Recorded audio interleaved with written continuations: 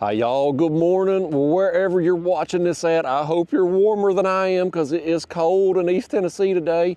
But thankfully we got the sun up over there. It's gonna hopefully warm up things very quickly and we're gonna get some baits on and we start catching some fish. We ain't even gonna think about being cold. So I'm gonna put y'all on a chest here while we get baited up. We're gonna do another combination trip today. We're going after catfish with a live bait and we're going after carp and buffalo with pack bait and worms.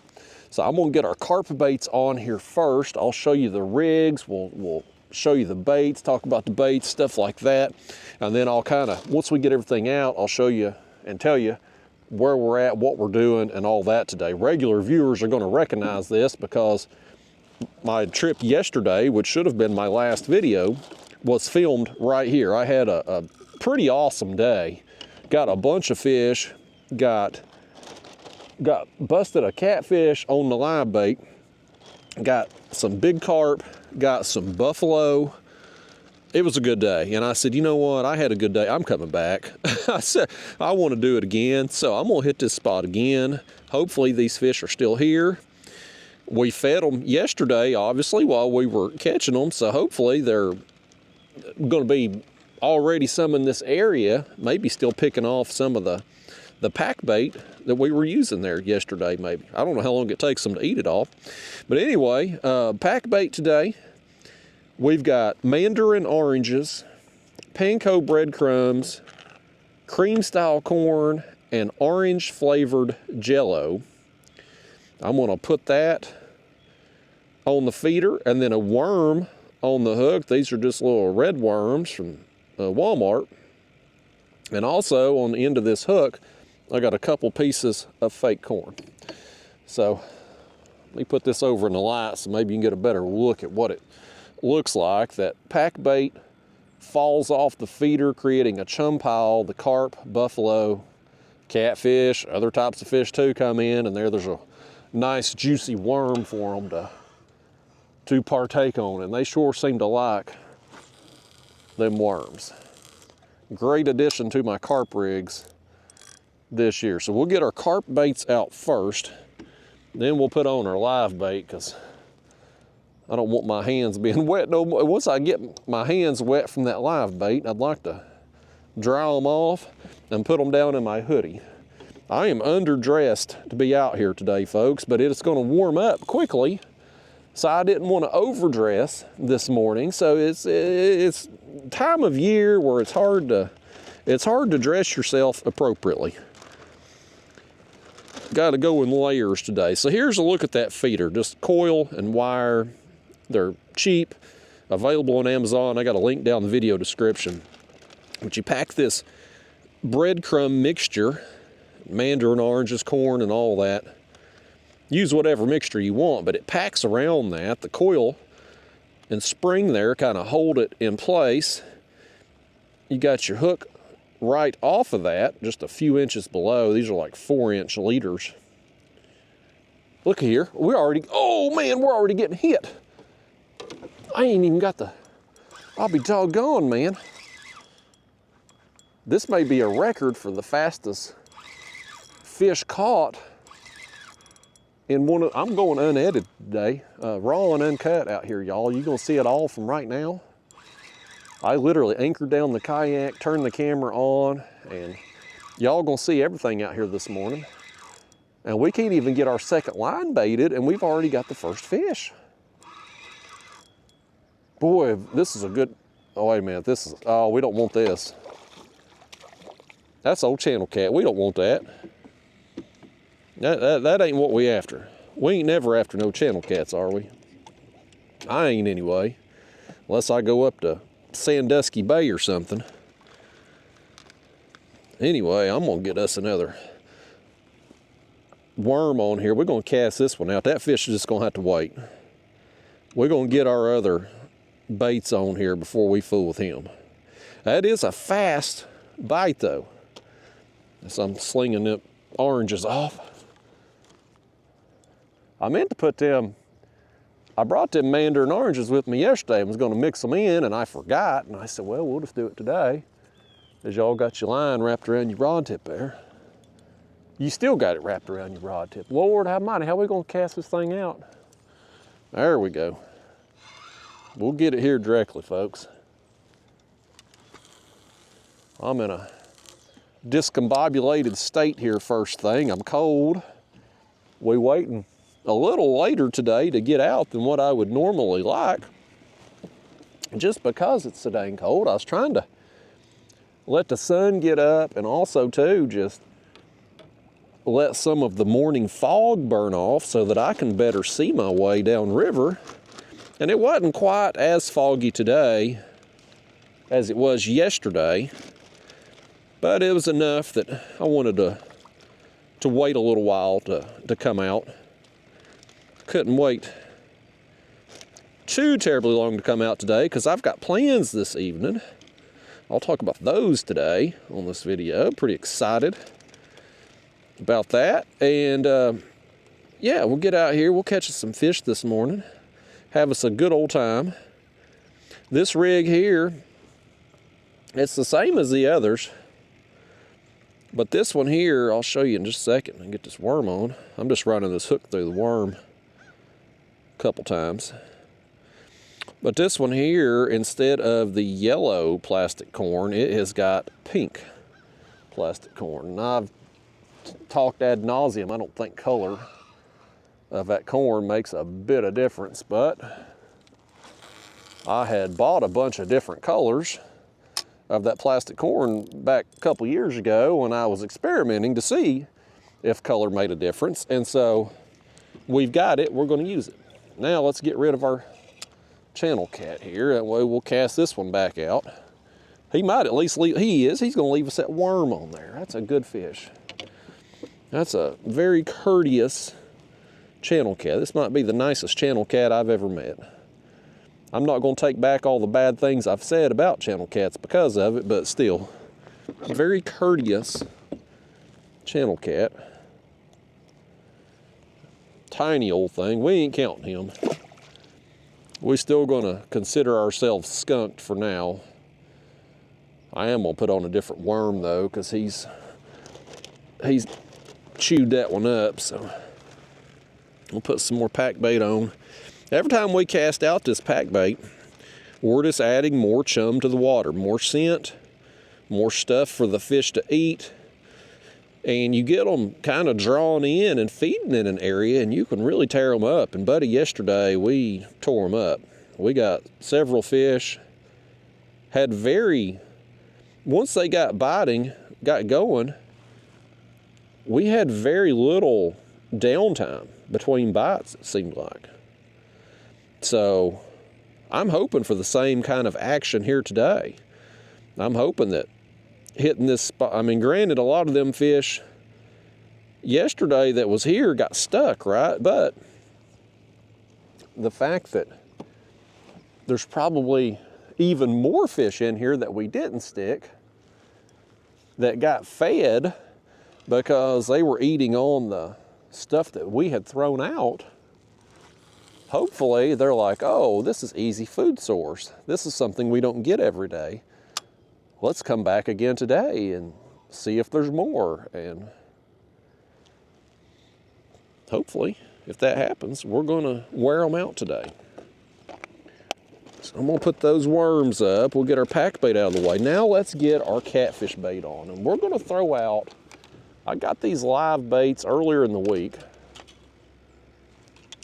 And I brought them out here yesterday, and we got one of them smoked, buddy. One of them got eaten by, it wasn't a huge catfish, but it was a fun sizer. And man, when that clicker goes off, which is what we're gonna be doing today, we're gonna throw it out there and turn the clicker on. I got my aerator that time. They're still lively. Get that aerator out your net there, folks.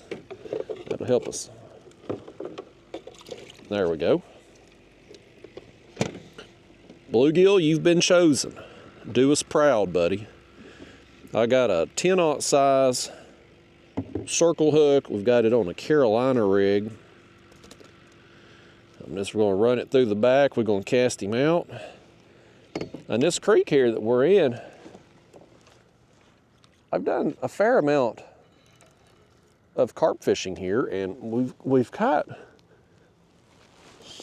quite a few catfish here while we've been carp fishing and stuff in the past, and I'm hoping that we get some fish that are just working up in the shallows today. This creek, you can see it branches all, back here in the back, it's real shallow.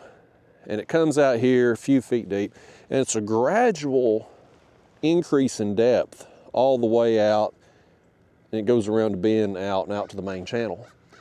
But this back here, it's basically just a very gradual mud bottom, just a few feet deep. I mean, it's an ideal place to net shad. There's always a bunch of shad back here. I fished here in spring months, summer months, and fall months now, and got carp and buffalo. I don't know about the winter months. I've not done any carp fishing here in the winter.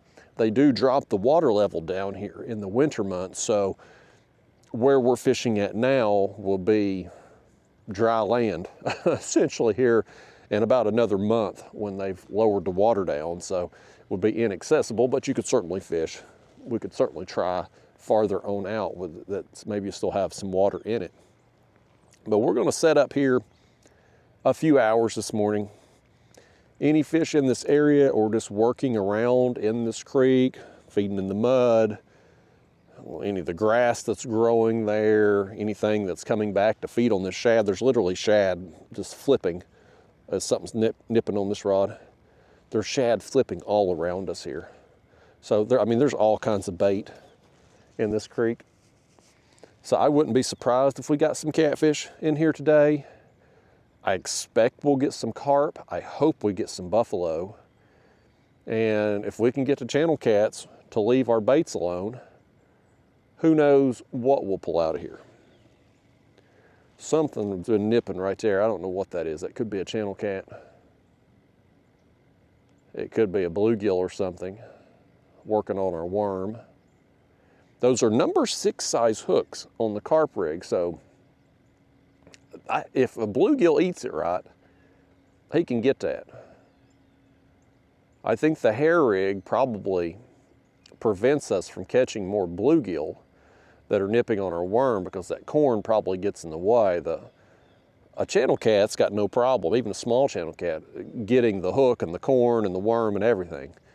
A bluegill could easily get a number 6 size hook, but with those pieces of fake corn on there, they can't really get all that in a bluegill mouth. So, that thing, he's still pulling on it a little bit, ain't he? I was saying there yesterday, that last video, I like having the fake corn in addition to the worm, because let's say a bluegill nips your worm off. If you just got a hook and the worm, well, then you're sitting out there with a bare hook and you don't know about it. If you got the fake corn on, at least you got another chance of catching a carp or buffalo, and this line's completely slack now. He knocks slack in it. But ain't nothing there, I don't feel it. So I like having options. I don't want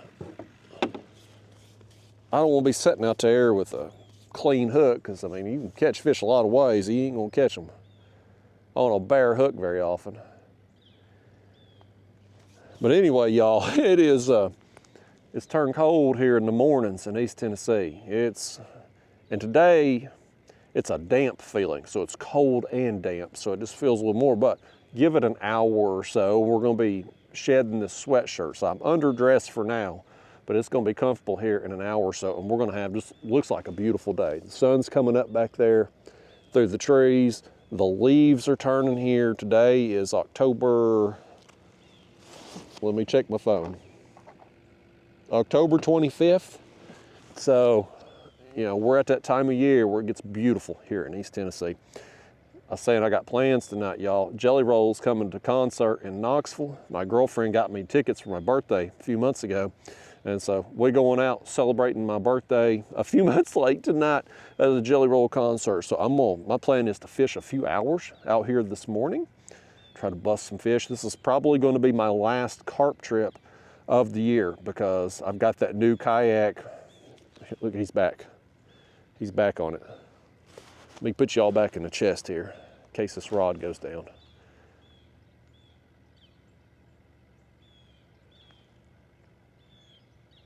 He nipped it again, man.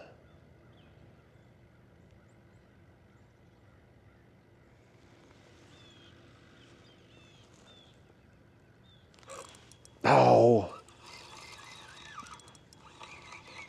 I botched that one. I thought it had tension on it got nipped and it looked like it was kind of pulled tight. Let's see if we still got a worm.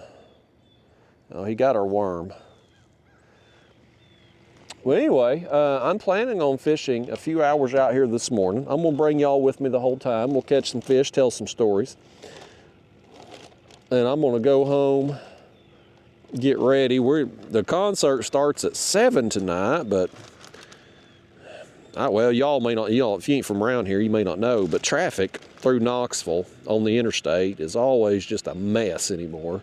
All these people have moved here from out west and up north, and you've got too many damn people and roads that wasn't made to accommodate this many people. So you have to leave super early for anything if you're going to Knoxville.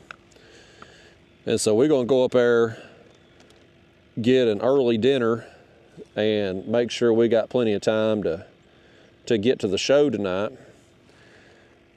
But I do want to bust some fish this morning because this is probably it for me for the year, at least. I mean, I might try a winter trip for carp, but this is my last trip of the week here locally. Next week, I got an appointment Monday morning, and as soon as that's over, I'm rolling out, headed towards South Carolina. I'm gonna go over there and get ready for my tournament on Santee Cooper.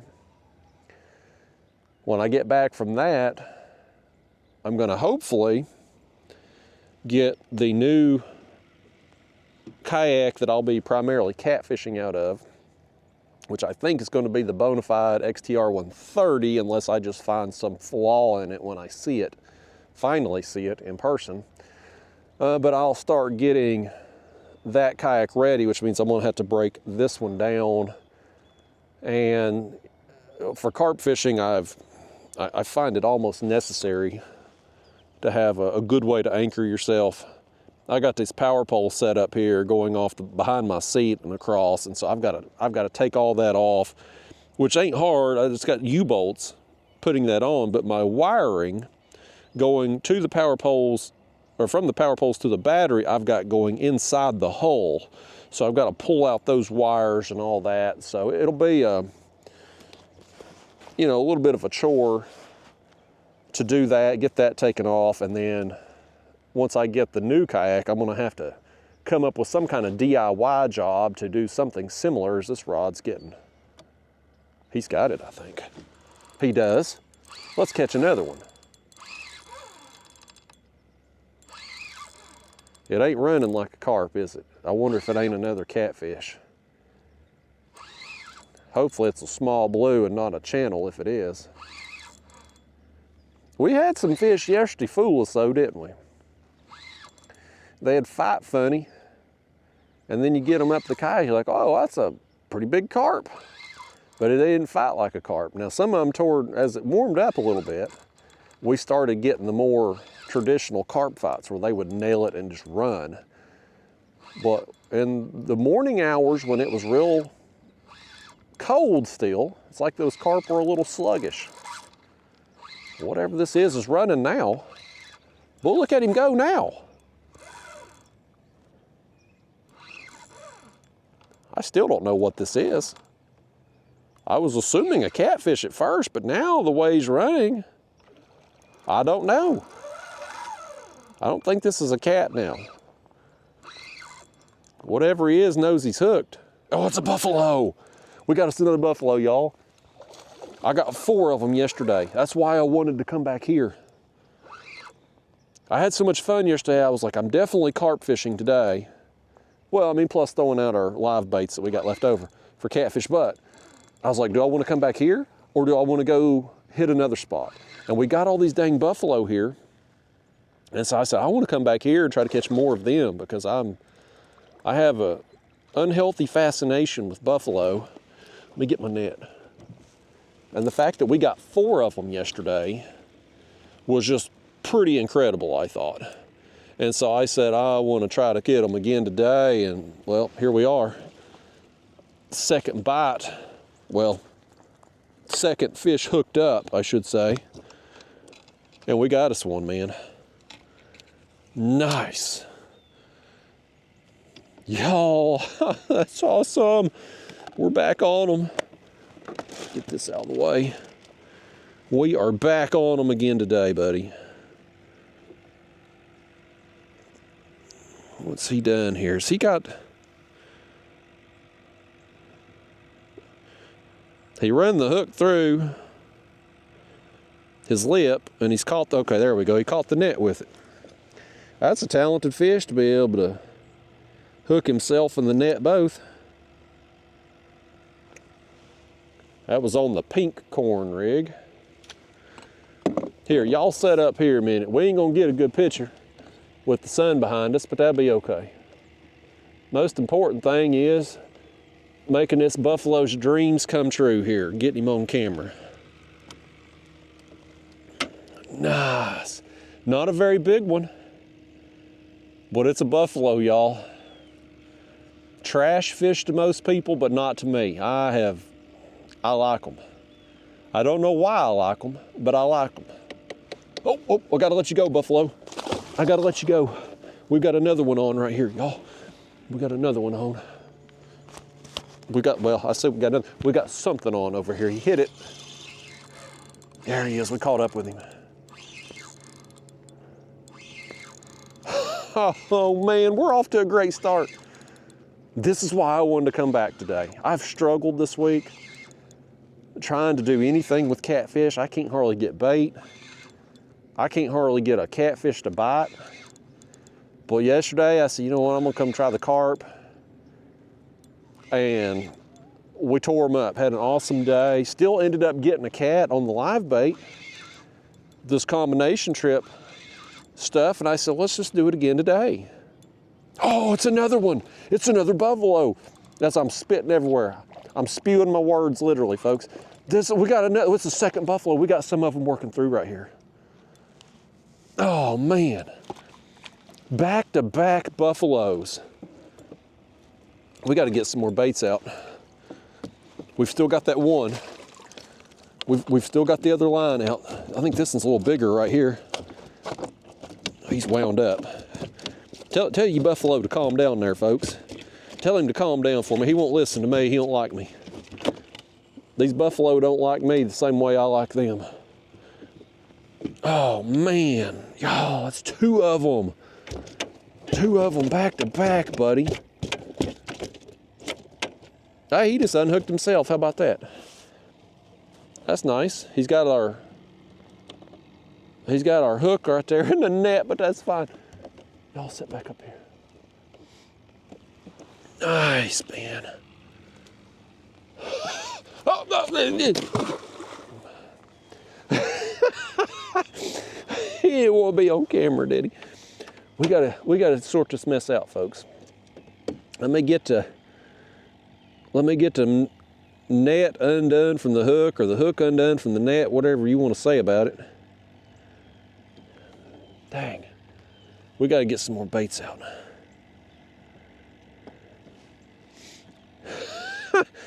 That fish, he wasn't having it, buddy. He was not having it. He said he didn't want to be held up for no picture today. He wasn't going to partake in this nonsense. I can't get this hook out. I got the hook. I can't get the dang. I can't get the dang corn out the hook. He spun the corn. I can't figure out how he's done. This fish has done tied a knot in this thing. Better than any knot I've ever seen. Now we're sitting here wasting time. We probably got a whole pod of fish coming through.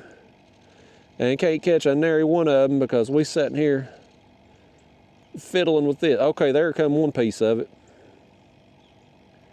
There come one. Well, let's see if we can figure out how to pull the other one through. Lordy days. I'm trying to rush the process too because I'm excited, y'all. 2 buffalo back to back, man. Did I get it? No, I didn't get it. I made it worse. We about to just rip this corn off, is what we about to do. And risk having a bare hook if we get stripped off of a worm.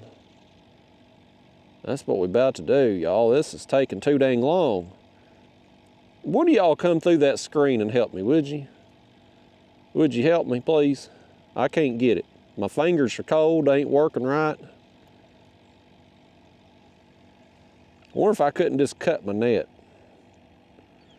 I'd probably cut the hair rig if I tried. Here, you know what I want to do? Let me get y'all back here. Well, instead of me fooling with that for another half hour here, let's go ahead and at least get this one back out. This buffalo here was better to us. He didn't tie knots in our landing net and all that, did he? He got our corn all wrapped around there, but yeah, man. Is that hook okay? It looks like it might be a little bent. Let me see this hook. Does it look like that? Or is it just my eyes?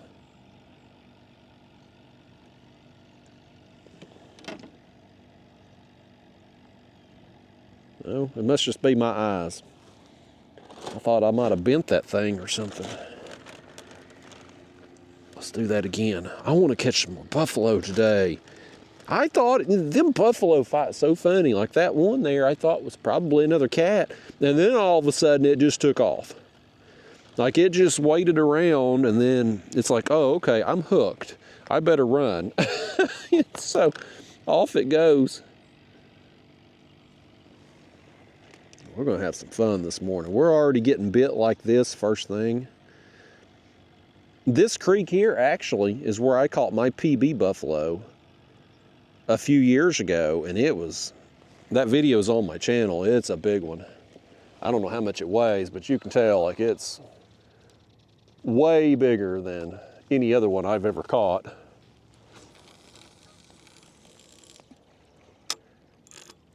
We need to get us, here's what we really need today to complete the 2-day session.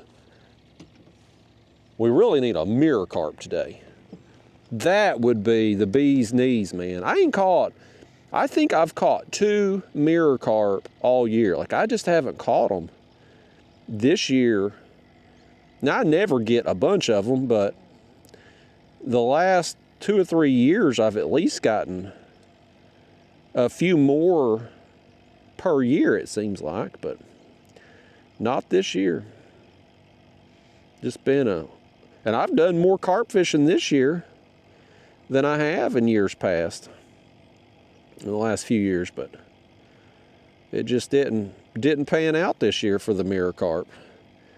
I'm still trying to pick this damn thing out. I can't see where it goes in at.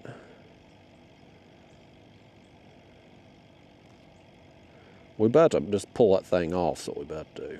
I'm about sick of messing with it. I can't get y'all to help me. My fingers don't work. They're cold. They're cold and they're wet. I think I just keep making it worse.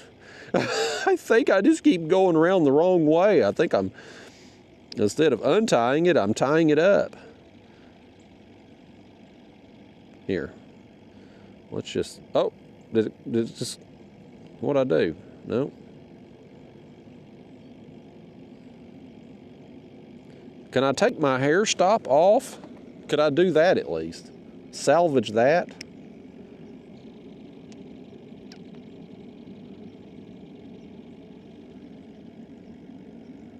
Boy, this is frustrating, man. You know what? Piss on it. Piss on it. I'm tired of it. Take that damn corn off.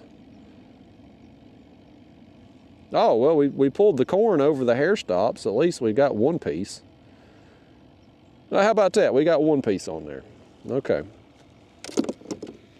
Look at all that slime on our net. The buffalo are so slimy. They are, I swear, I think they're slimier than catfish. Now, finally, we're back in business here. The fact this other rod hasn't gotten hit has me concerned that the worm is missing on it. Because we had them buffalo back to back, the other rod was still out, yet you trying to tell me them's the only two buffalo that swam through at that time? Surely not. There's probably a whole school of them.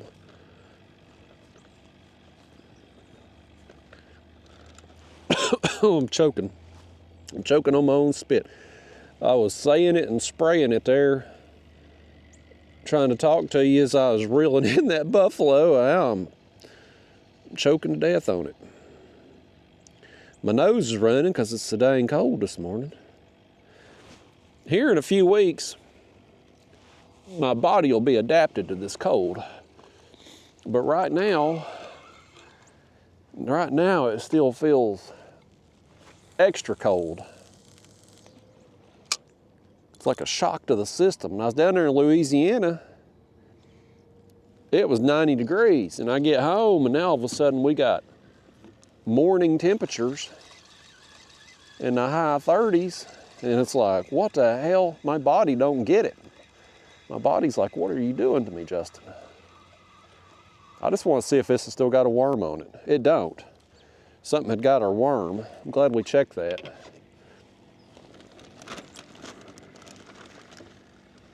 Them buffalo, I noticed that a year or two ago.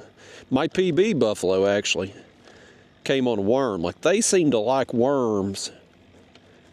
The carp will eat them too and catch a bunch of carp on the worms, but the buffalo really seem to like the worms. Let's see if we can get rid of some of that dirt right there so we can find a worm. I had these worms left over from a month ago in my fridge, and they are still alive and still going. So we're going to use the rest of this container here today, and then I've got some night crawlers that I had in the fridge too. I didn't check them. I hope they're still alive. But I've used dead worms in the last few months too and done just fine. So even if they ain't, we'll still catch some fish on them. Okay. Y'all, man, we're on some fish quick. We got everything back out now finally. And get my hands dried off again. I'd like to. Well, I got my hoodie. Y'all might be seeing my hoodie strings fall into the camera view there. Did y'all get any slime or water thrown on the lens? No, y'all look beautiful. Y'all be looking good out here. Y'all looking better than I do with my snot running off my nose. Oh man, I see a boat up yonder. Looks like a bass boat. Hopefully he won't come all the way back here. A month or two, whenever it was, I'd done that last carp video.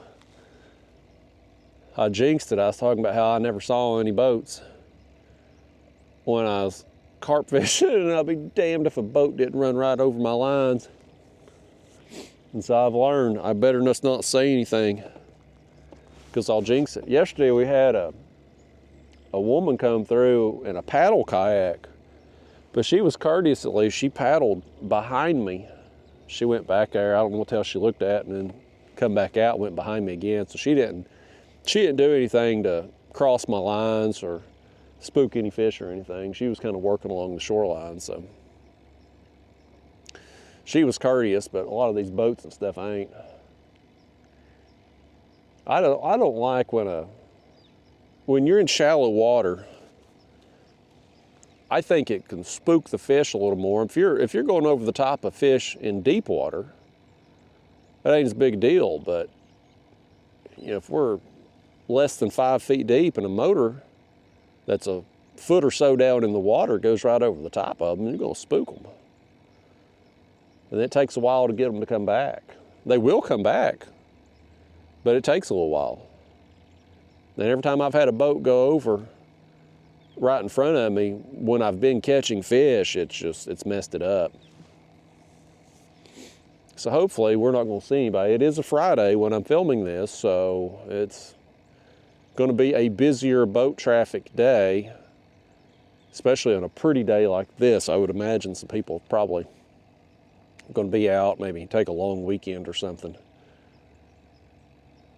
You get a big concert event like Jelly Roll coming to Knoxville, hell, probably some people took the day off.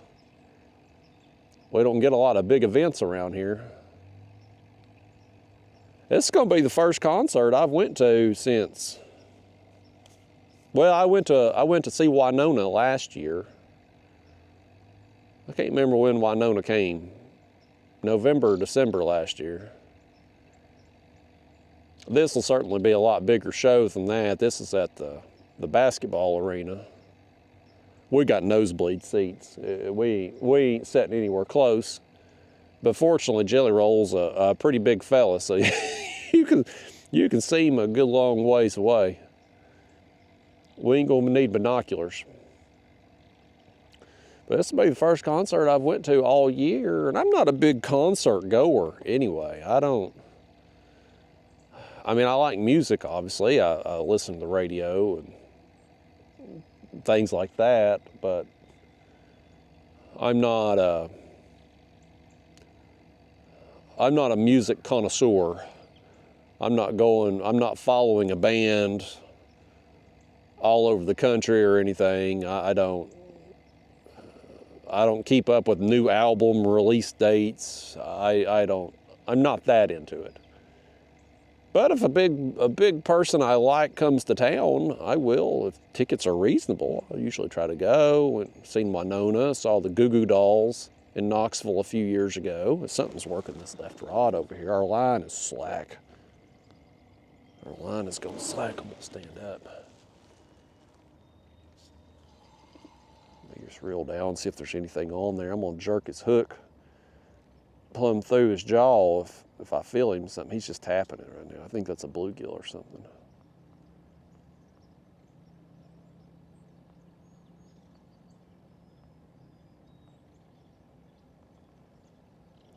Yeah, I feel a tap tap. Ain't no weight, just occasional tap. Let's set that back.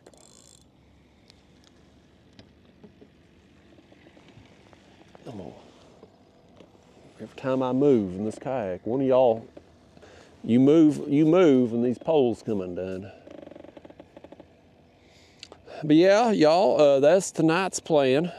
Tomorrow, like I said, it's gonna be my last fishing trip locally before I leave to go to Santee Cooper on Monday.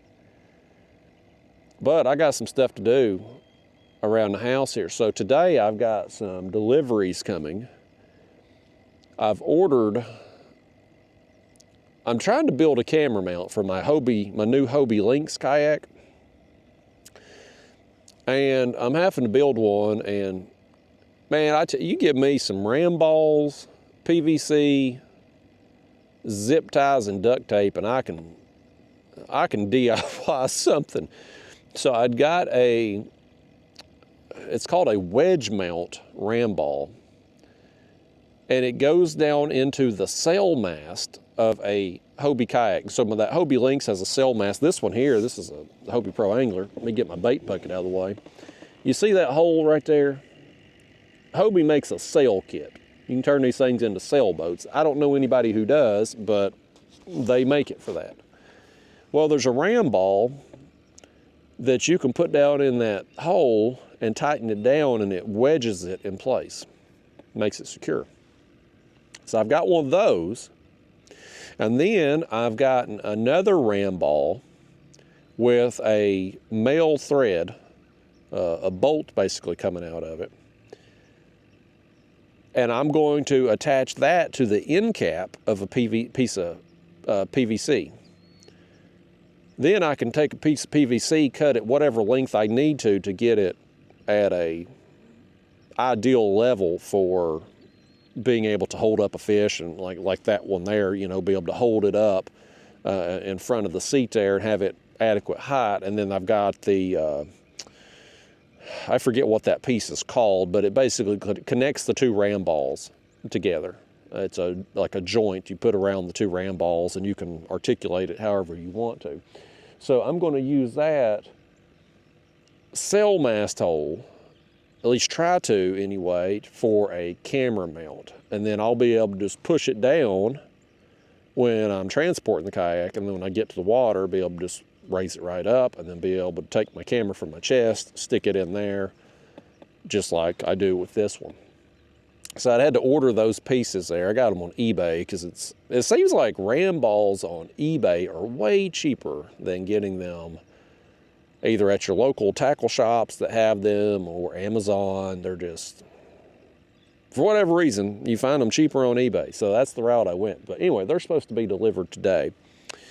I've also got another package coming today. So I had bought the Texas Power Paddle motor system for that Hobie Lynx. And it was kind of a gamble when I got it because I wasn't 100% sure I was going to like the Lynx at the time, but now that I've been in it a few trips, I really like it. But that motor, I could have put it on my Old Town kayak if need be. But what it does is it drops down in the scupper hole of the Hobie Lynx. So these Hobie kayaks, they call them quote-unquote Lowrance ready, meaning you can drop a Lowrance transducer down inside the hull and run your wiring through, and the transducer will be protected. There's a little skid plate that goes over there and protects everything from damage if you're pulling your kayak up on the shore or whatever. Well, I don't plan on putting a fish finder on that Hobie Lynx, so that transducer area is just empty hole basically. And so they make these motors called a Texas Power Paddle, and they're a small motor. They're not very fast. They're not going to move you very quickly at all. You're basically just going pedaling speed with the motors. But they fit up in that transducer cavity. So you turn the motor on, it pops down, and it's less than 6 inches that it pops under the kayak, and it'll propel you. You turn it off, it flips back up in that transducer hole. So it's completely protected there. And your wiring, of course, just goes up through that hole right under your seat where you can plug it into it's a small battery case that it comes with. And the whole system comes with the motor, battery, everything. And, you know, again, it's not going to be a fast motor. You're not going to get a bunch of speed out of it. But what I wanted it for is on the Hobie. I've talked about this, the regular viewers are sick of hearing it, but the Hobie pedal drive is a stepping motion. You step your legs like this, and it has fins that's up under the kayak, and they swim like this, right? This pedaling motion and my body don't get along. If I do it too long, I get sciatica. And so I wanted that motor so that if I am in that kayak and I want to go a little bit further distance, or maybe I'm pedaling along and I start to feel that twinge, I can then use the motor. I want it, you know, ideally, if you're going to put a motor in a kayak, you want something that's going to make you go faster than what you can pedal. This motor isn't going to do that, but it will hopefully help protect me from myself if I get on some fish and I want to make a run. I used to just push through that pain, and I really set myself back a few years ago doing that when I got piriformis syndrome from doing it. And so I said, never again. And so I'd kind of gotten away from the Hobie pedal drive. So I put the motor on this one, and I just don't pedal Hobie. But that Hobie Lynx, I love the design of it, how lightweight it is. And so I want to be able to use it, but I don't want to potentially hurt myself in the process. And so anyway, I pulled the trigger. I got that Texas Power Paddle motor. It showed up the other day, but I had ordered it from a Texas Power Paddle. They quit making those motors for the year, allegedly. They're supposedly not making any more until spring of 2025. What the hell kind of company can take 6 months off from making products? I don't know. It's a little concerning, like they might go out of business or something. But nevertheless, you couldn't get one from the company. So I found a dealer that had one left, and I got it and ordered it from them. Well, you get the motor, and it comes with everything. It comes with the motor, the battery, all that. But what it don't come with is an end cap for your wire. So that wire comes up through the transducer slot under your seat and plugs into the battery case to connect it, right? Well, that motor is always in that transducer slot. Like, you're not going to take it on and off every trip because it's screwed into place. Well, what if you don't want to run the motor that day? What if I'm just going somewhere and I'm going to be ultralight fishing and I know I'm not going to need that motor? Well, I don't want to carry the battery. That's just extra hassle. Or what if you're out in the ocean and you take your stuff off your kayak, take it to the car, then you come back and pull your car or your kayak up through the sand? Well, that wire's still there. So you need something to put on the end of it to keep it from getting dirt and sand and water and all that in there. You don't want to get any corrosion on the part that connects into the battery. So the Texas Power, they make a cap that connects onto it. I mean, you could DIY, you could put you a sandwich baggie and a rubber band or something on there too. But I mean, it's just a cleaner look to put the damn cap on. Well, you know, they don't send the cap with the motor. You got to pay a few dollars extra and have it separate. And so I would have ordered it with the motor, except for the fact that I didn't order the motor from the company. I got it from a dealer. So I had to buy the accessories from Texas Power Paddle, which I guess in addition to them not resupplying the motors, they apparently ain't getting in a hurry to ship nothing either, because I'd placed the order last weekend. They printed a label on Monday. They did not ship it out of their office there until Wednesday. And so it's supposedly going to be here today. But once I get that, I hope to be able to install that motor there tomorrow. That way, when I get back home from Santee Cooper, I'll be able to try out that kayak with the motor. It's a pretty cool design. I've watched some videos on that motor. I'm not impressed with the speed, but I mean, it is a small cavity that motor is sitting in. I do love how it pops out when you turn it on, and then when you turn it off, it goes back up in that cavity. So nothing is exposed. When you're pulling the kayak up on the shore, nothing is exposed with that motor. There's no risk of damaging it there. And when I ordered them caps, they make a skid plate too that goes in front of and behind that motor. I guess just in case you pull it up and there's a rock or something like that, it'll just help with that. So anyway, I got those caps, I got the skid plates, I got a weed guard for it. Those are coming today, and I'd like to just have everything, have all the accessories and do all of that at once versus putting it on, then have to take it back off, put it back, you know what I mean. It's just more efficient to wait until everything comes in. But it's supposedly coming today along with supplies I need to build my camera mount. So I'm hoping when I get back home, if I can get all that stuff done tomorrow, when I get back home from Santee Cooper, we'll take that kayak out again, try it, see what it's like with the motor. The videos I've seen on it, I haven't really found, I mean, it's a little louder than most kayak. I mean, it's certainly way louder than this. Part of that sound you're hearing, though, on these people's videos could just be how they have their camera positioned and the fact that they're probably using just the regular GoPro mic or whatever action camera they're using. They're probably using that microphone on the whole, and it's making it sound louder than it is. So we'll see what it sounds like once I actually get it and use it.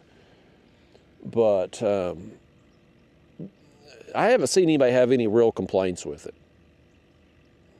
The shop that I ordered it from. I asked that guy, because he was talking about, he said he had a the guy who I ordered it from is a shop in New Mexico, Zia Kayak Outfitters out there. They were the only dealer in the country that still had one of these things in stock. He had one left. And I called out there because he has a website, but you can't order off the website. And I called, I'm like, will you ship this to me? And he's like, yeah, I'll do it. And so anyway, I talked to him because he said his personal kayak, he uses a Hobie Lynx, and he had one of those motors on it. And I said, well, have you had any problems? Have you got any complaints with it? And he's like, no, man, I love it. He said he had one that got warranted. He said he got a bunch of metal, pieces of small metal. It got sucked up in the motor and messed it up. And come to find, oh, look, there's shad busting right there. Something was getting them. We've had another little lull here. I thought we was really about to be on some fish, but we kind of not had anything happening here for a few minutes. But he said he got all these little metal pieces in the motor and it messed it up. They couldn't figure out what happened. We talked to one of the fishery biologists out there where he lives, and apparently that particular lake that he was on has a bunch of like iron in it or something. And I guess somehow or another that he maybe running shallow or something, and it got up in that motor and messed it up somehow. And so anyway, he said he had their old model motor, the Generation 2, I guess.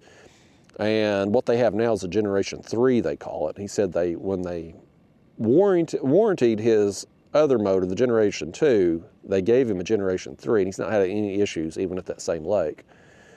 So it was kind of one of them freak things. But otherwise, he said he hadn't had anybody that has purchased one of those motors out there at his shop have any problems with it, and he hadn't heard of anybody else having any problems. And then I asked him about the Hobie Lynx since he had been running it too. I said, do you have any issues with it? Have you had to warranty anybody's kayak for any kind of defects or anything like that? And he said he had zero issues at his shop. He said he loved it. He said it was his favorite kayak that he had ever been in. So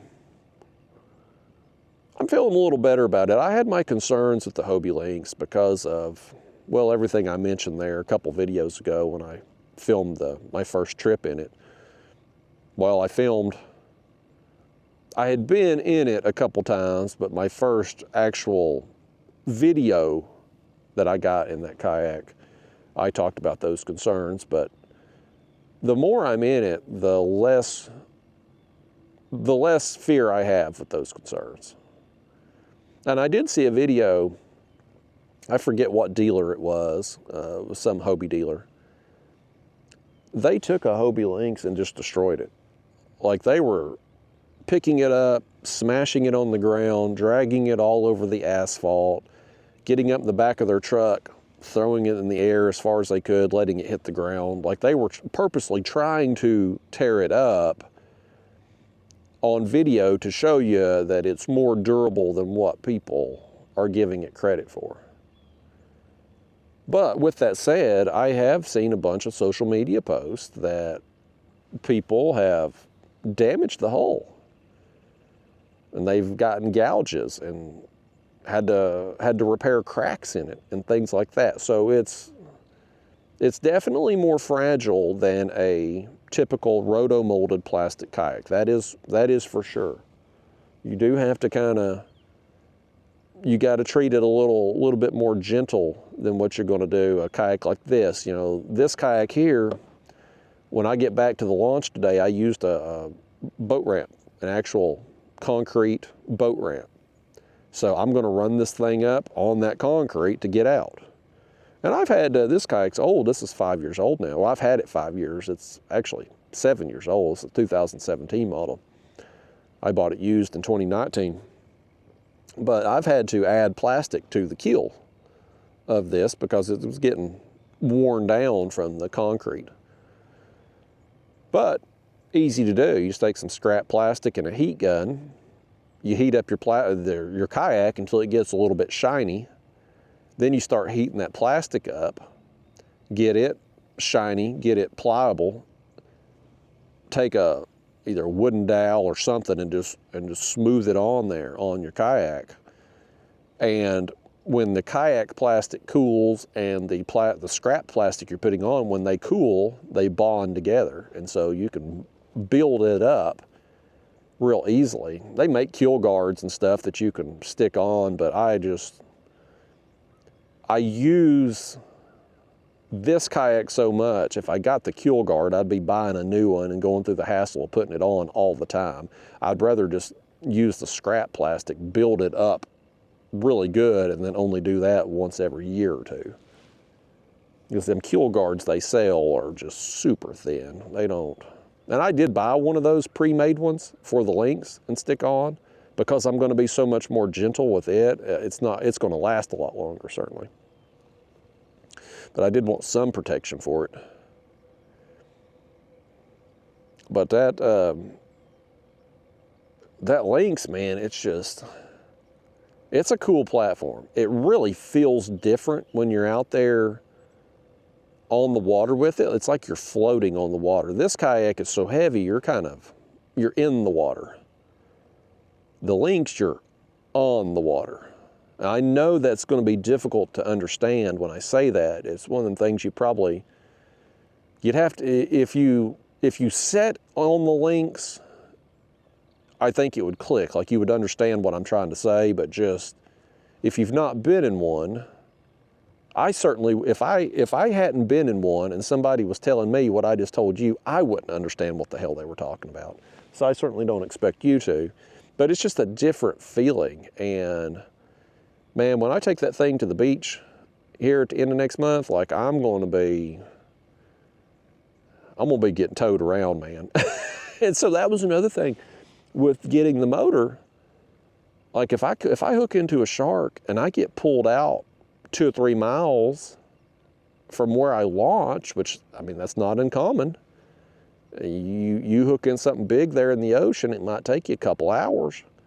And I'm gonna have, even in that Lynx, because it's so lightweight and because it's kind of sits on top of the water, it's gonna be even less resistance for a big fish to pull me around. So it's gonna take even longer to tire them out. And so I may get towed off a long ways.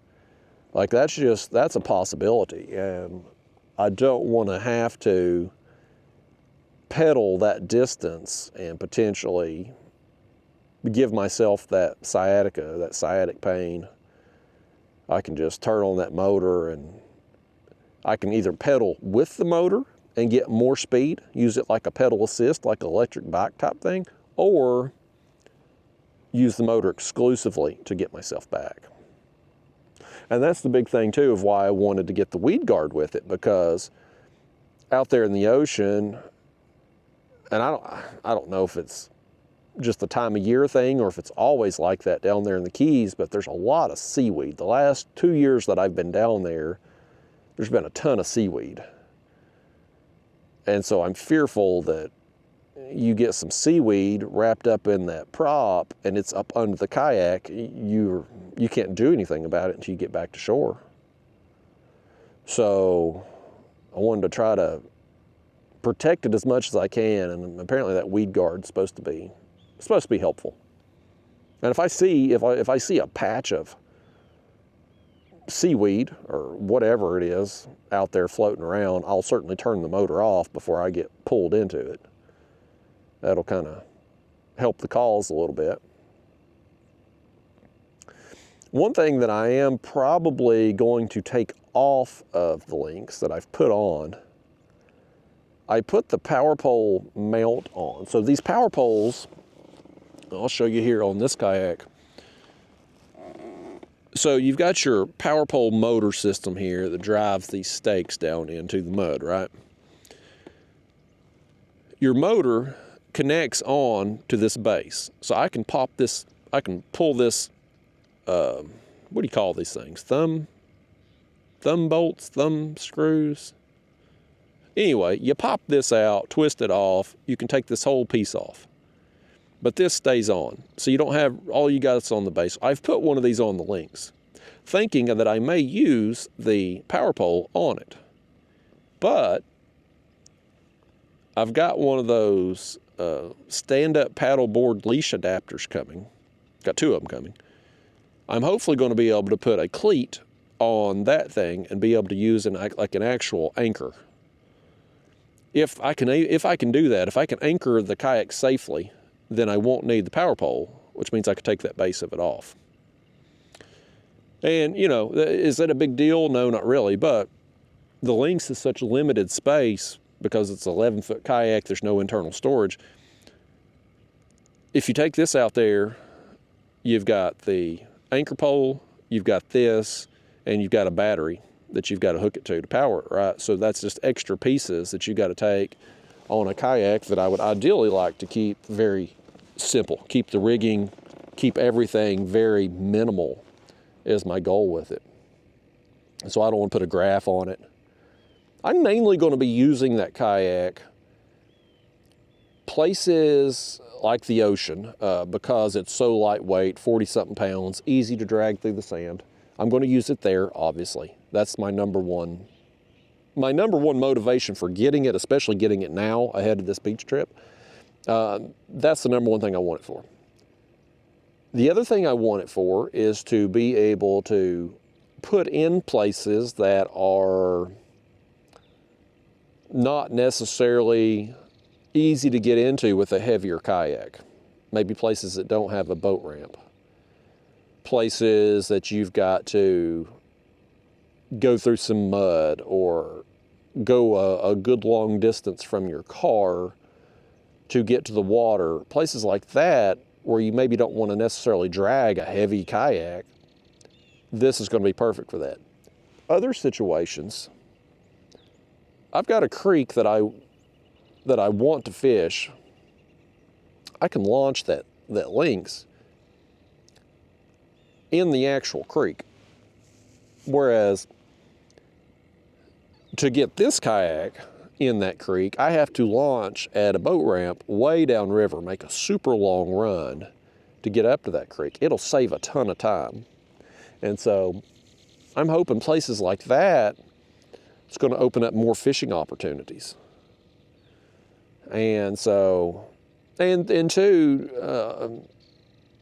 I'd kind of thought, as far as my ultralight trips go, that I would prefer my Old Town pedal kayak for the ultralight trips, just because of the bicycle style pedal motion. I have instant reverse. So if I'm working around trees or docks or any kind of object that I have to maneuver around, I can just pedal backwards if need be. But I'm gonna tell you something, after getting out there and ultralight fishing, there a couple trips ago, a couple videos ago now at this point, the lynx is so maneuverable, it turns so quickly, I didn't have any issues with maneuverability in that thing. And so, I mean, we'll see once the newness wears off. Like anytime you buy something new, it's the greatest thing ever for a month, and then you start realizing what you don't like about it. So we'll see how I feel in a couple months. But right now, I'm thinking I may just be doing my ultralight fishing from this kayak potentially.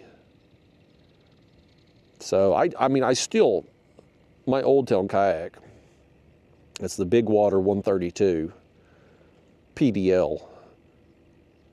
I still way prefer the pedal drive from Old Town versus the Hobie. I can pedal that Old Town pedal drive for hours and feel great. I'll be tired. You know, my back might be a little tired, my butt's a little tired, but I don't have any pain. The Hobie, I can't go long at all, and I'm gonna have. I ain't had no issues yet with the length, but I also wasn't going very far. I probably didn't fish from where I launched, go fish and then come back, probably not even a mile in it. So it's not like I've covered a great deal of distance, but that's been on purpose because I don't want to. I've been there and done that, and I know better. I've learned my lesson. I used to just push through things because I was young and stupid. Now I listen to my body. As I'm getting a little older, one of the things I've learned is it takes longer to recover when you do get a little muscle pull or ache and pain of some kind. It seems to take longer to get back to normal than what it did when I was 10 or 20 years younger. One of the perks of getting old, I guess. I don't know. At least while my body may not work as good as it used to, my mind at least does, because I've learned my lessons of my youth. Now I don't risk it. As Bruce Arians used to say, no risk it, no biscuit. That's great for an NFL offense, but not so much when it's something like that sciatic pain that's going to injure you for, usually it takes me about 2 weeks. I'll tell you this though. So when I was pedaling my Hobie Outback all the time, and I got that Hobie Outback in,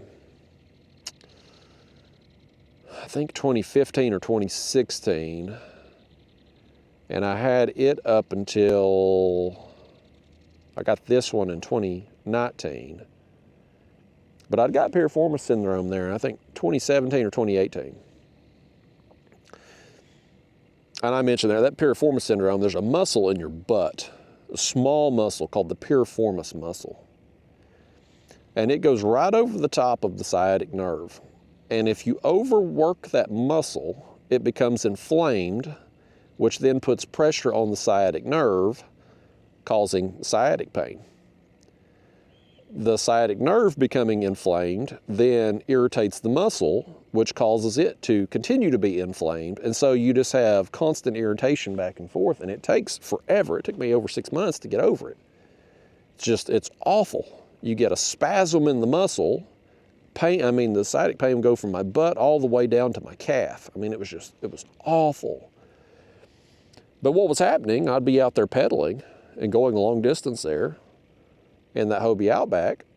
I would get that sciatic pain and I'd just push through it. And sometimes I'd get back to the car and my butt would be numb. I'd have that pain going all the way down my leg. But you know what? I'd get up the next day and I'd feel fine. And so it was a nuisance while I was out there, but I was into what I was doing. I was having fun. I was just pushing through it. Well, one day, I had that pain, and I get up the next day, and it wasn't any better. And my dumb ass, I thought, well, I was going fishing again that next day. Let me just go back out, and I'll keep it close. I'll just do a short trip. I was making a little bait run, and I see some skipjack busting a long distance away, and off I go, just pushing through the pain. And after that, it didn't go away. And it didn't go away for over 6 months. Because I had overdone it. I had overworked that piriformis muscle. And it was something about that stepping motion, that just the way my body, none of my friends have that problem, but I do. And so anyway, after that, even after I got through the piriformis syndrome, about once or twice a year, I would get sciatica for a week or two. And of course, I'd load up on the naproxen, the anti-inflammatories, and all that, and then it'd go away, and then a few months, I'd move wrong, I'd tweak it, here it'd come again. And if I started going to a chiropractor, and I went to a chiropractor, he put me on one of them, I forget what it was called, but it basically stretches you. And of course, he would pop me and whatnot. And, over a week or two, the sciatic pain got better. Of course, it would have anyway with anti-inflammatories and rest. But the chiropractor, he got me going, and he said, look, I'm happy to take your money and keep having you come in here and doing the adjustments and whatnot. That's what they call you. And adjustments is what they say when they're popping your back, essentially. He said, I'm happy to do this forever. But he said, what you need to do, he said, we've got your spine back in alignment now. Because he said the piriformis syndrome is what really set off my sciatica. But he said, in addition to that, just me sitting so much, because back then I was travel nursing, so I was in the car all the time. Every week I was driving a few hours in the car, and then of course I'm going out in the kayak and I'm sitting for long periods of time.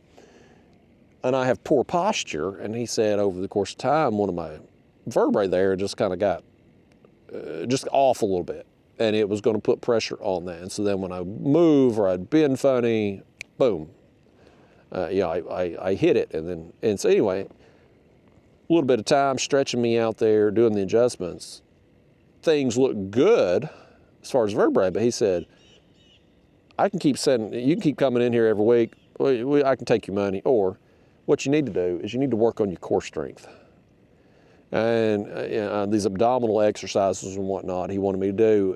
And that, in addition to stretching, was going to prevent that vertebrae from popping, from getting out of line again and putting pressure on that nerve. And so I started doing it, and now, I mean, it's kind of a routine, and it's actually good for me. And I've added a bunch of other exercises in now too, that I just do every day. It's just part of my life. It's part of my routine. And since I started doing that, I've not had any more sciatica issues at all. And of course, I avoid, up to this point, getting this Hobie Lynx, I've avoided that stepping motion, that stepping pedal motion with the Hobie. I've avoided that. So I haven't had any problems with the piriformis muscle. And I've worked on my core strength. And so I've not had, knock on wood, I've not had any issues with sciatica now in, I think, over 2 years now. And I was getting it once, twice a year.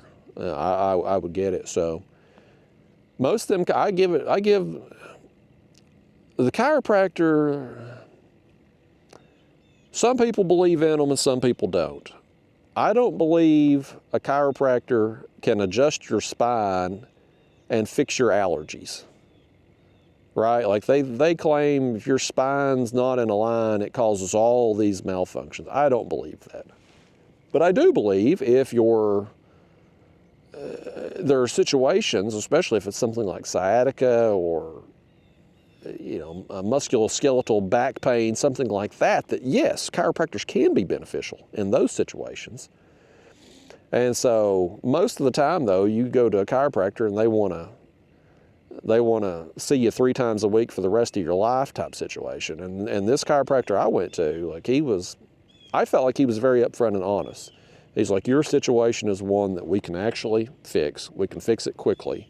And if you will take care of your body and do these core strength, build up your core, you're not going to have to come back here. And so I really appreciated that. Like, I'm like, this guy's not a quack. Like, this guy's the real deal. So anyway, I done that, and I've not had any issues now in over 2 years. Did that rod just get nipped? It's been a long time since we got a nip. It's about time. We're gonna have to redo our baits here. Our bluegill still ain't been messed with. He's fine, but our pack bait probably needs to be redone. How long's it been?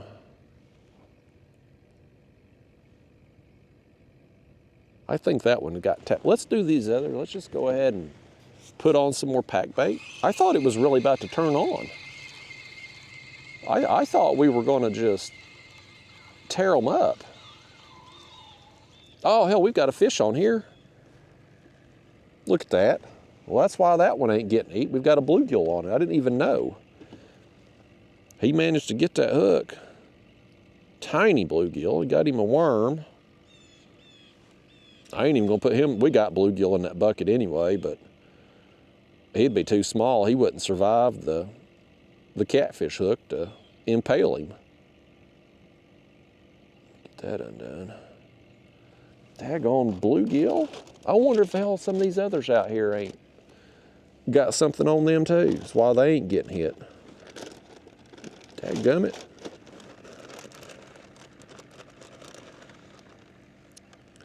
Yeah, we'll just pack this on here, get us some more. I was talking there yesterday how I'm back on the panko, man. I'm off the soybean meal. I've done way better on the buffalo with the panko.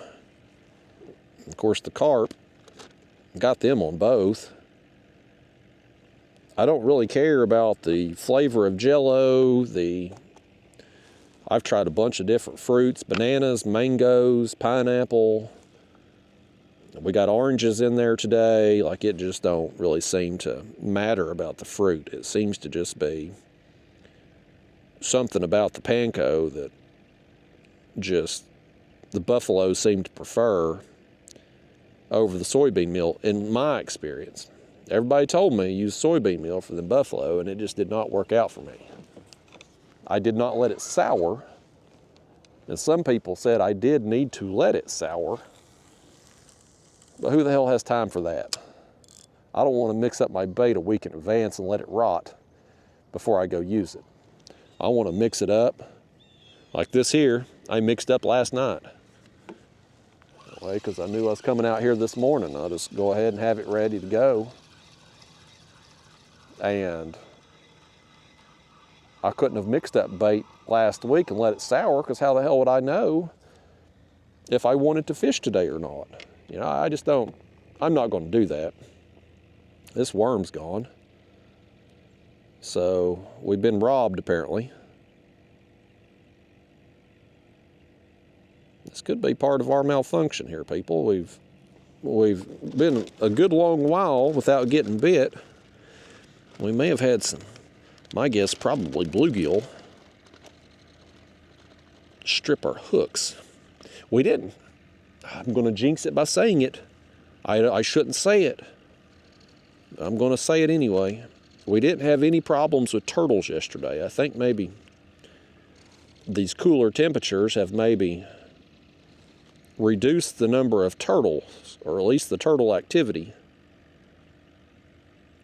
Maybe in the mornings at least. Probably in the afternoons I bet they're out when it's good and warm, but in the mornings I bet the turtles are buried down in the mud. So we ain't had problems with them. Back in the warmer months, man, I'd catch a turtle about every trip.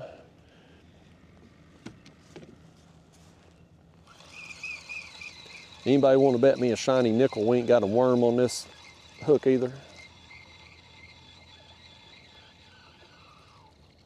Every single one of them have been stripped clean. That is some bull butter right there. That is bull butter, folks. You've been listening to me talk and carrying on about medical ailments all this time, and we've been sitting out there with no worm on a hook. Now, we still have our plastic corn, and I've caught a bunch of carp and some buffalo on the plastic corn by itself. So we've not been completely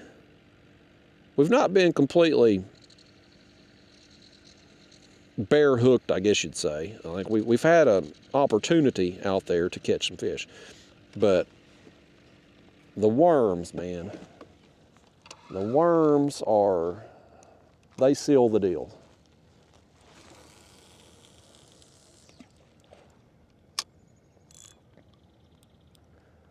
All right, now I think all three out there reset. They all got worms on them. They got fresh pack bait.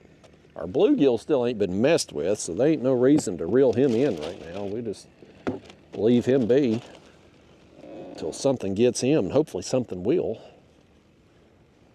I think it was an hour or two into the trip yesterday before that bluegill got eaten, but boy, when he did, man, it was just zzz, that clicker was just taking off.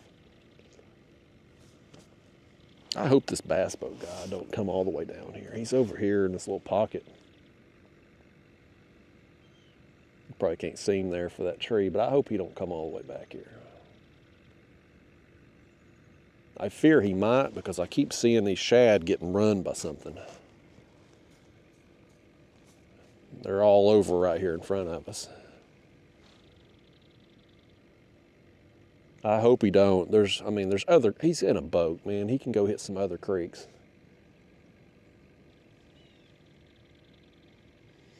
But I'll tell you this though, man, like I said, doing the core strength stuff has helped me tremendously with not having any more issues with sciatica. And I've made other changes too.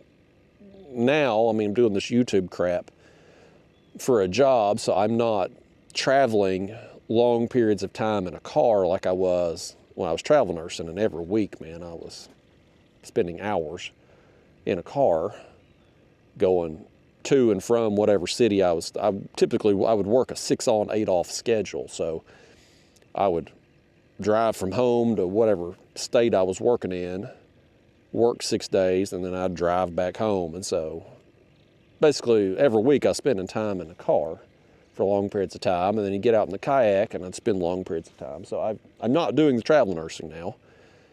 So that's reduced some of my sitting. And my kayak fishing trips, I go kayak fishing all the time, but most of my trips are 4 or 5 hours long. I'm not sitting for 8 hours or more at a time unless it's a tournament situation. And when I am in days like that, if I'm fishing a tournament or something, I try to be mindful that I need to stand up periodically and just stretch and listen to my body a little bit. So I try to be better, but I would encourage all of you, whether you've got problems like that or not, you need to be doing some physical activity, basic exercises. When we were kids, they had PE class. I don't know if kids today still have PE or not, but you did basic exercises, jumping jacks, crunches, push-ups, squats. If you do that every day, you're going to be so far ahead of the average person who is your age. If you're 18 years old, most 18-year-olds pretty good health. But as you get older, we get a little bit more sedentary, I guess you could say. Our time gets tied up. You got family stuff, work stuff. Physical activity becomes less and less. Man, you go to the grocery store, go walk through Walmart, take a look around at other people your age. And I guarantee you this. I'm 42 years old. I'll make you this bet right now. Now, when I say that, I'm talking about I'm going to talk about the average person, the average 42-year-old. Now, where do you get if you walk into Gold's Gym and you find you some 40 to 45-year-olds in there, well, they're working out in a gym. They're going to be in better shape than most people. But if you just take a random sampling of people, go to Walmart and poll every single person who walks through the door that's age 40 to 45 and ask them, or have them do it, how many push-ups in a row can you do? How many squats in a row can you do? How many crunches in a row can you do? I bet you, man, I bet you it's the average 40-something-year-old person probably couldn't do 25 push-ups. And if you just do basic exercise, you build up, man. You'll be doing 50+ push-ups in a row in no time. And you're going to be so far ahead of the average person your age just by doing basic exercises. I think a lot of people, they get discouraged, they get out of shape, they start putting on a few pounds. I went on a big spiel a while back about getting a pedal kayak just to get you a little cardio. Combine your fishing with your workout, and then you can hopefully lose a little weight, get yourself in shape, and catch some fish in the process. But you can do a basic workout at home 10 minutes a day. and get yourself in. Are you going to be an elite athlete at 10 minutes a day? Hell no.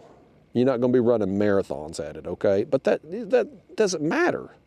It's about your health. It ain't a competition.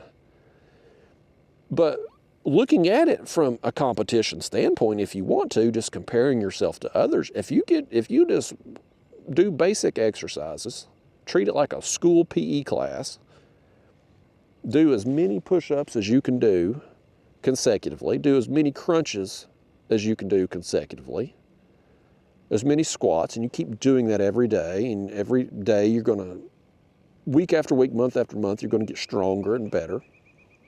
Add in some stretches to that, make your body more pliable.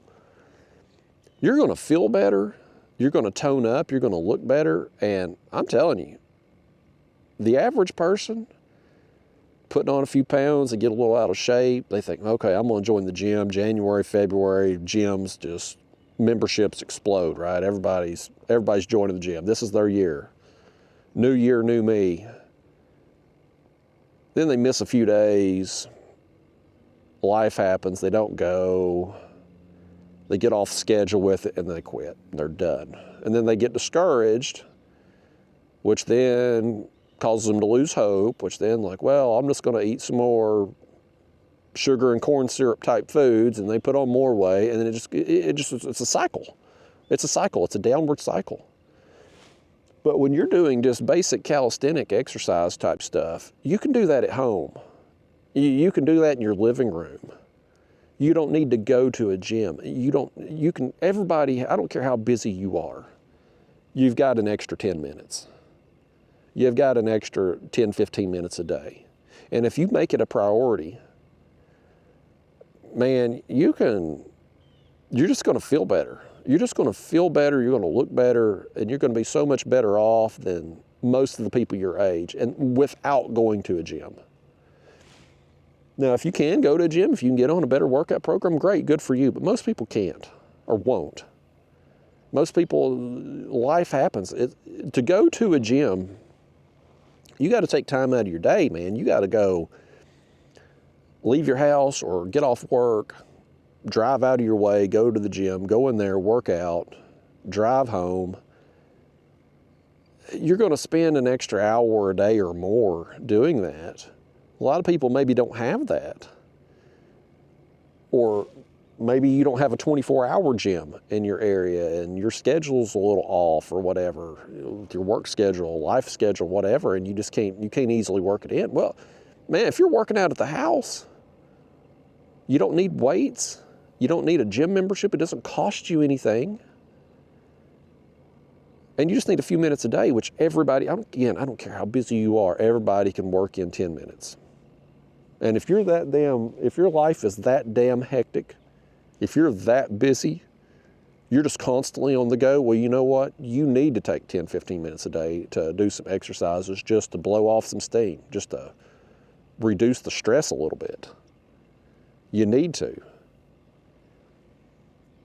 So I'm real big on people just doing something. I went on a big long spiel. I made a video, a bait run. It's been a few months, I guess now. My days have run together, but I went on a big long spiel. I'm like, if you were thinking about getting a kayak, and maybe you're having trouble getting your wife to convince your wife to let you have one, sell it to her on the thought of exercise and take that kayak. Instead of taking a whole day to go fishing, on your way to work, get up a little earlier, take that kayak out. Take it out 20 minutes, 30 minutes if you can. Just put it in the water, start pedaling. Throw out a couple fishing lines behind you. Troll baits, crankbait or swim bait or something you can troll. You'll get you a little 20, 30-minute workout in every day, plus you'll be lifting your kayak in and out of your truck or trailer or whatever. That'll be body movements that you're not typically doing. Help you move a little bit. And you're going to catch some fish and have some fun. And if you're catching fish and having fun, then you're more likely to keep it up and keep doing it. Versus spending a few $100s or $1,000 or more on a fancy treadmill that's going to ultimately collect dust in a spare bedroom or your basement or garage, because nobody's going to walk on a treadmill every day for very long. Same thing with these Peloton bikes. My girlfriend, she was super into Peloton. She got on Peloton. She was super into it. Few months. But after a while, you riding that damn Peloton, you're riding in place. And you build up to a point where it's like you can't, with something like that, like it's a cardio type thing, you build up like, okay, well, you can go for 15-minute class and a 30-minute class and an hour class. Well, you eventually run out of time. You can't do a 3-hour class every day, and in your cardio, you just get to a point with it where it's like, it's kind of, yeah, it just got old, you know, and I knew it would. I knew when she got it, I'm like, this is going to be short-lived.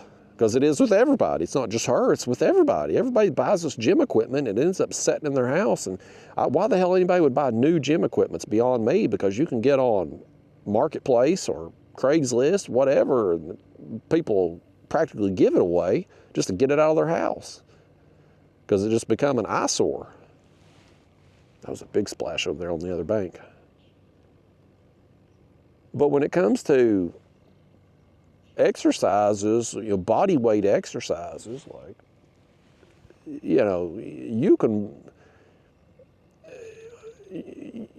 when it comes to stuff like that, like, you're not going to do push-ups for an hour straight, right? You're just not.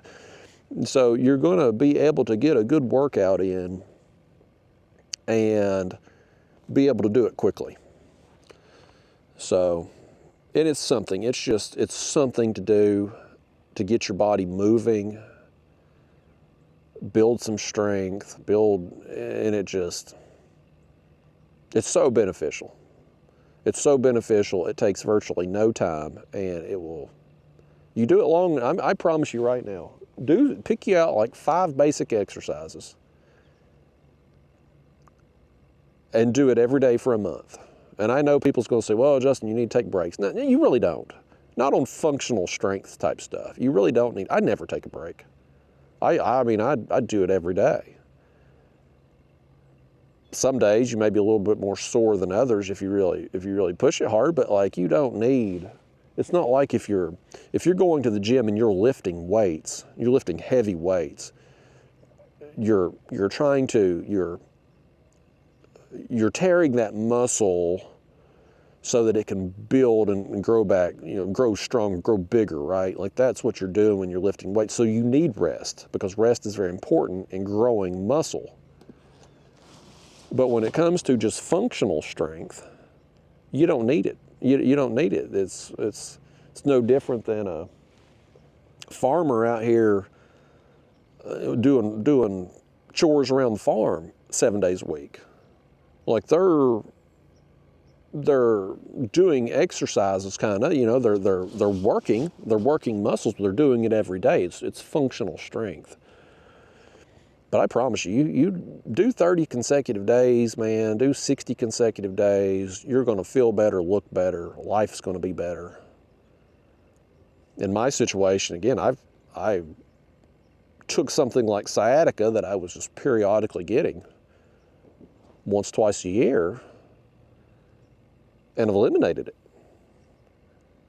I mean, I feel good. I snap, crackle. When I get up in the mornings, I snap, crackle, and pop, walk into the bathroom. That's just age. But I mean, I feel good otherwise. I'm not a bodybuilder, obviously. I'm not going to win Mr. Universe or Mr. America, whatever the hell they call them silly competitions where all the roided up people get out there in thong underwear and spray paint themselves a tan and look ridiculous. I'm not going to win any competition like that, but I guarantee you, if you pick out any random person from Walmart and that's my age, I'm probably going to be able to do more push-ups and squats than they can. And I ain't bragging or boasting or nothing, but I'm just saying, it's just when you look at people 35, 40, 50 plus, We finally got another fish right here working, y'all. I think he's got it, man. He's got it. He's got it. Oh, and he just come off. I see the wake over there too. Dang, man. We started out so well, and it has just died on us here for some reason. We've just not having the fish work through today like yesterday. Maybe we stuck them all yesterday. I don't know. I thought, man, we threw out, because I had that whole bag of pack bait yesterday, and we went through the whole thing before I left. So I'm like, those fish, it's kind of like the equivalent of basically feeding them, because you can bait an area for carp, get them into an area. If you do that for a couple days, and then go back out there and fish, you usually tear them up. I tried that and had good success with it. I don't do it often now because of just the timing commitment of it to be able to go and bait an area. I have to go to the water, go somewhere, bait it, and then, I don't have time for that. But it works, and I kind of thought with us fishing the same place back-to-back days, it would kind of be like that. But so far to this point, while it started well, oh, something got hit. I felt it. Something got hit. Which one got hit?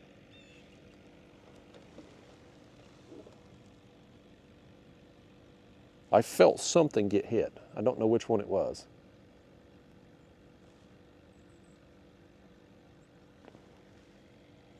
I know I didn't imagine that. Either way, let's cast that back out.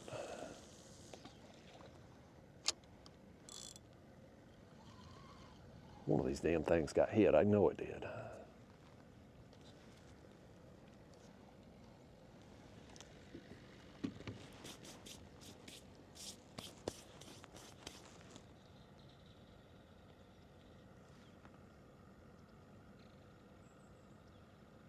Whatever hit it ain't hitting it now.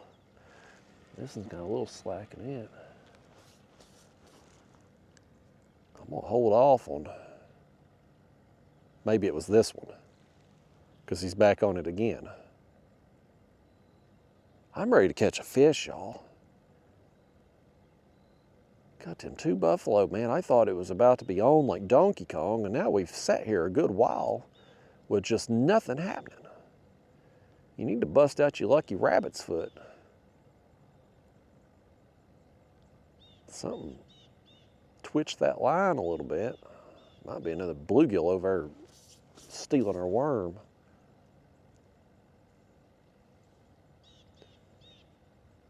I'll sit back down, I reckon.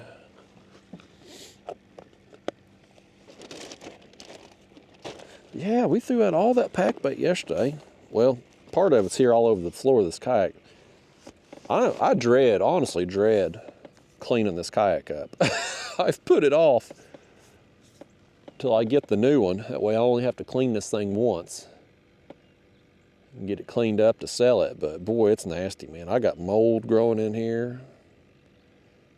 You carp fish and you spill some of the pack bait, and it gets moldy, and of course you get all the mud and the slime and everything in here too from the fish. Like, it's just this kayak is in desperate need of being cleaned. Somebody commented a while back is going to need a penicillin shot if they set down this kayak.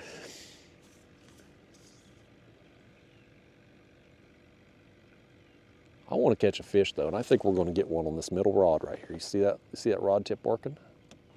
He's got it. He's got it. We got us one. Let's see if we can keep this one hooked up. So far, so good. I don't know what this is yet. Kind of seems like a catfish, but so did the buffalo there earlier too. He's in this line. We just cast that other line right out there. I don't want him getting in it.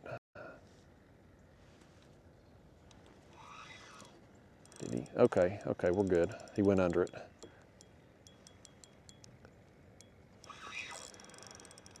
Let's see what we got. We've broke the monotony here. And we done lost half the viewers, me talking about doing push-ups against people at the Walmart or something. How the hell did we even get on that conversation? He is under the kayak, around the power poles. Watch him get around both of the damn power poles before it's said and done. Oh, come over here, fish. Oh my gosh, he's around. He's still on. We may have to raise the other power pole behind me. What has he done? Has he seriously ran? He ran around this pole and he just broke us off. What he's done. Damn it. Boy, we can't catch a break, man. Dang. He broke us off. He went around this pole, under the kayak, and around that pole. Got the whole rig on that one. Well, I just thought we was going to break our streak. Break our streak of not catching fish. Dadgummit. Well, let's tie us another one on. We'll throw it out there and see what shenanigans can happen next. I gotta tie up some more. Let's talk about that. Oh, that's the one. And I got another bag with some with the corn still on there.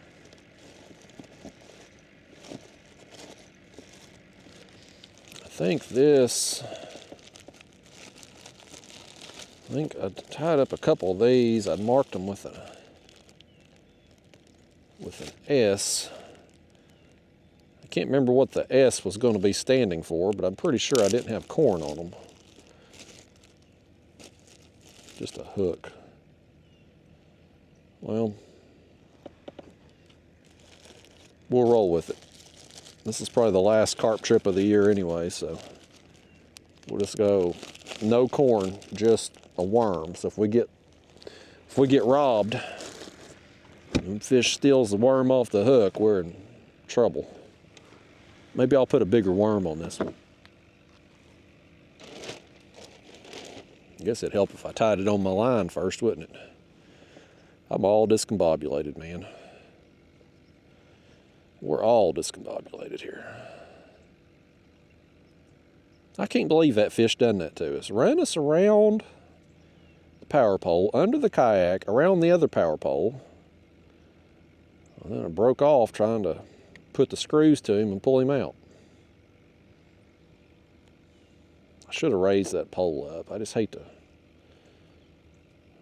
do that, because then the kayak's going to spin around. It's going to get our other lines messed up. Doo-doo happens, as the saying goes, folks. Duty happens.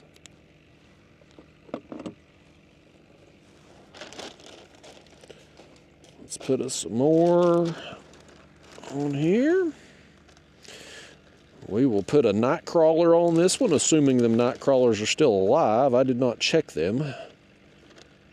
They were in the fridge too, so hopefully they're still good. The other worms made it okay over the last month or so. This is a Gamakatsu G-hook. I believe it's a number 4 or number 6. I'm not 100% sure. I don't remember. I know I tied some rigs. Oh, no. Those look disgusting. Well, let's put us... We may end up using those for the morning. I've used dead worms before with good success, but let's get us one of these on first. Well, I don't have to handle that nastiness. Yeah, for some reason the night crawlers didn't do as well as the old red worms over the last month that I've been not carp fishing.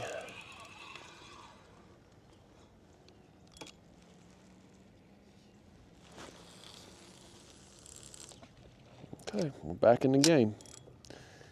Just have to be careful with that and make sure if we see it getting nipped and then nothing happens, we don't hook up, we'll have to reel it in and check it because we don't have the corn on there for this one to at least give us another chance at catching a fish if the worm gets ripped off. Oh good, that boat's crossing over to the other side of the channel. Maybe he'll go over there and work his way out. I hope he doesn't go over there and continue working down. Really, as much as we're struggling here, I really don't want to have a boat come back up in here and screw up our bite. It's not happening, our non-existent bite right now. What a difference a day makes though. I mean, what a difference. Yesterday we were tearing them up like we just couldn't get really a whole story out or anything before the next fish was biting. And today it certainly started out well, getting the buffalo like we did, but boy, it's really went downhill. And it was a little cooler last night. I don't know if maybe it cooled. Well, of course, we're seeing the shad. We're seeing the shad back here. So, I mean, there's still fish back here, obviously. Just don't know about the carp and the buffalo.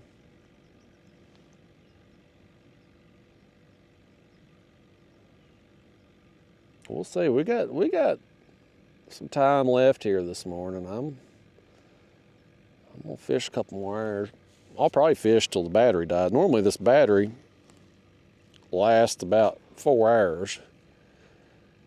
And so I'll probably just get out of here whenever the battery dies today and go home, see if my packages have been delivered. I might try to squeeze in a quick nap since it will be a late night for us. I'm sure it'll be after midnight before we get home. Our girlfriend, she's getting off work at 3 o'clock today. You just have to prepare. Traffic is so bad on the interstate now. You just have to prepare for it. Things get backed up.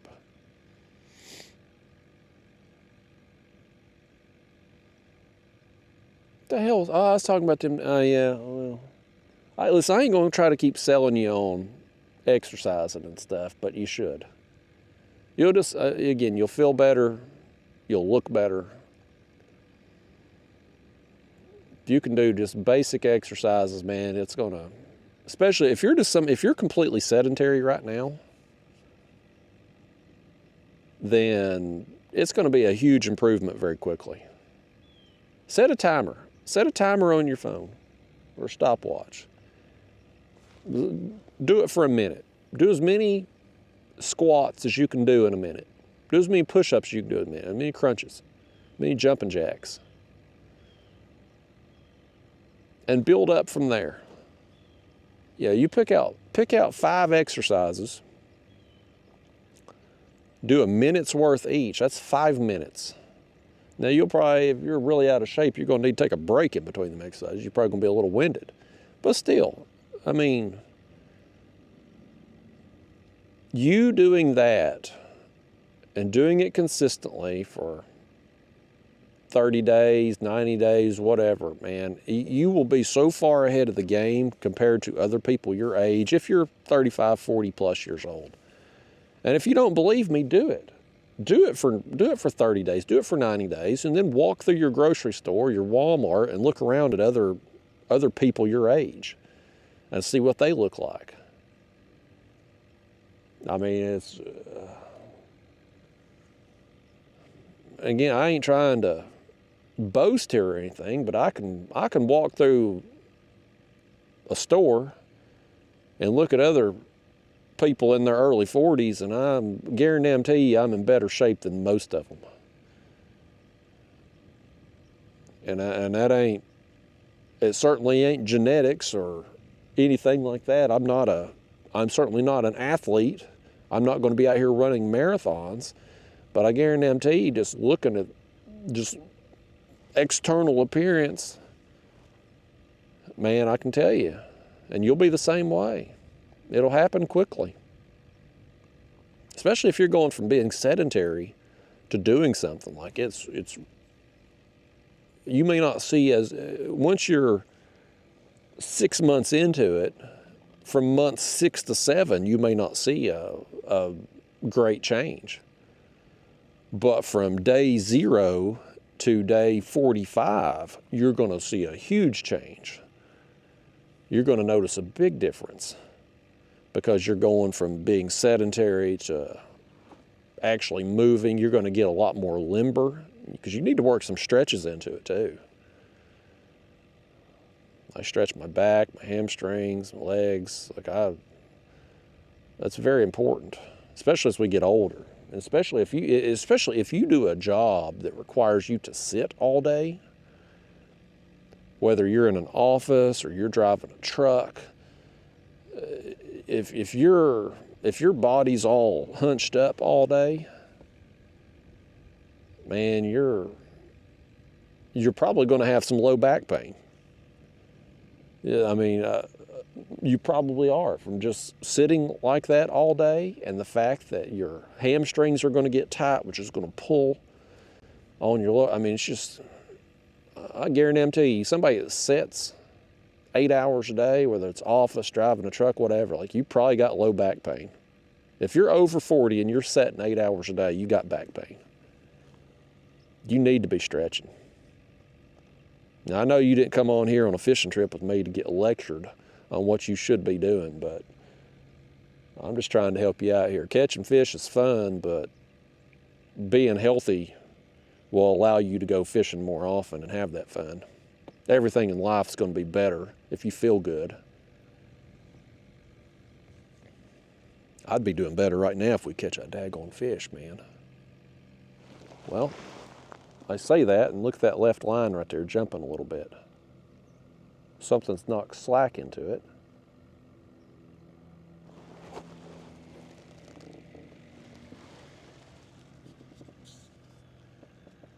Just going to pick it up a second, see if there's anything. No, I don't feel anything. Something knocked some slack into it though, didn't it?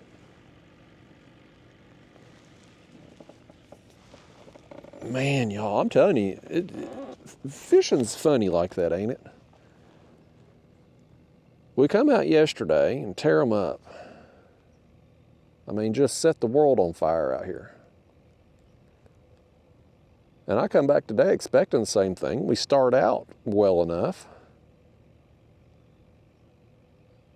And nothing.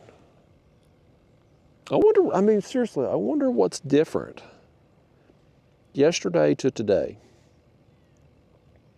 The weather is virtually the same. A little bit chillier, a little bit cooler last night. It could be the fact that maybe we stuck a bunch of fish yesterday. Maybe if those same fish are still here, maybe they're a little hesitant. Maybe they learned their lesson. It's like me learning what gives me sciatica and just not doing it anymore. Maybe the fish is like, well, I got a pain in my lip. Let me just not bite that hook anymore. But something like worms and pack bait, like, I don't think you really get used to it that quickly. And we got so many fish yesterday, like, I'm inclined to believe that that was just the tip of the iceberg. But them carp and buffalo, man, they're just going to roam, like, they're going to move around and roam, and if they're not happen to be here right now. And the wind today is pushing toward the back of the creek, like it's coming back this way.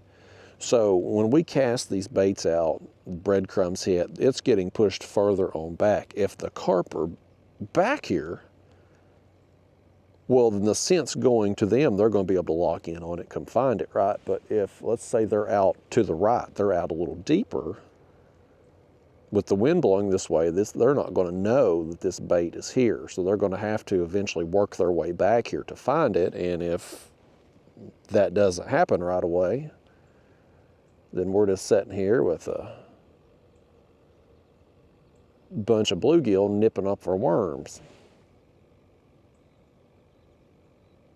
I think this bass fisherman's coming back this way. He ain't caught a damn thing this whole length of this creek. I reckon he's gonna come on back here. Truth be told, back here's probably where he needs to be at because it's where the shad is. But he's got to see me over here. You'd think he'd just be like, I'm in a boat. This thing can go 70 miles an hour. Let me go to one of the other 57 creeks out here on the river where there ain't somebody set up in the back of it. Hopefully he won't come all the way back here.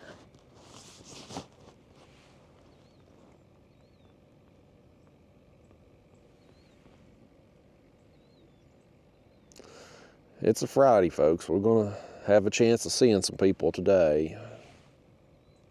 Hell, we might even see that old woman again if she comes out paddling her kayak again. I still don't know where she come from. Yesterday she paddled past all them houses up here. Because once you get out of this little area back here, there are no other houses until you get to the other side of the channel out in the main river. And I'm like, well, surely, did she really paddle that kayak all the way across the channel? I mean, she could, obviously, physically could, but I see people like that. And I was harping on it yesterday, her not having that life jacket on, but it's like, you're in a very tipsy, unstable kayak. And back here in this shallow creek, it may not have been problems if she'd went overboard, but man, if she crossed that channel, if she had problems, she'd be in trouble. And this water's getting colder. A shallow or a unsteady kayak like that, you're not going to pull yourself back up into it on the water. You're going to have to get to shore to do it. I fished that tournament up there on Hoover Reservoir a few months ago. Really windy day. And there was a kayak rental company out there at the ramp that we had launched out of. Well, they were renting people kayaks. You could, I guess, pay a fee and get a kayak for an hour or half a day or a day, whatever. And I was sitting out there fishing, man, and I see this guy coming, swimming beside his kayak, and he's coming a long ways. And he ended up going by me and going up to the bank, and I hollered at him. I didn't put him on video, but oh, here we go, catfishing.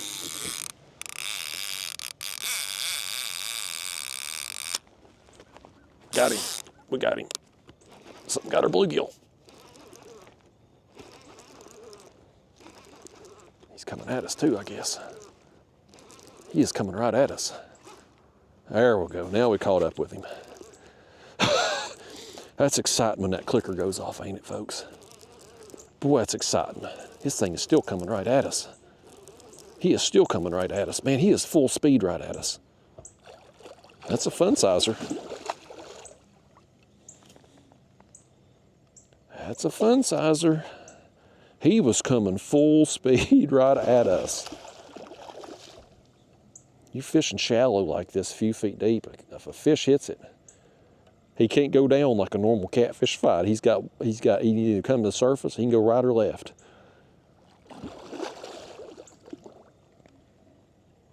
We got that bass fisherman's attention up there. He'll be back here for sure now.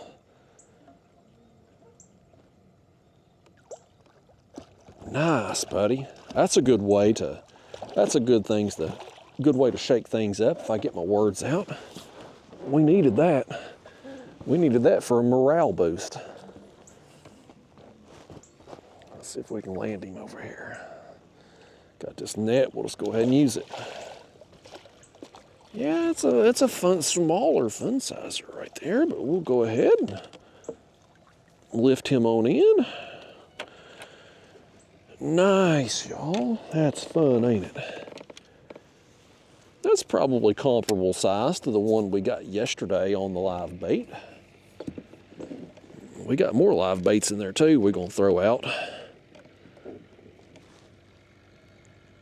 me get him unhooked here.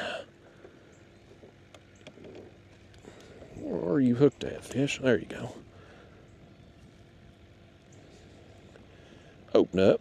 Look at him, got that mouth clamped tight. He is just clamped down, will not open up for nothing. Open up. Open up, fish. Pliers. This is an ornery old fish right here, buddy. He ain't gonna open for nothing.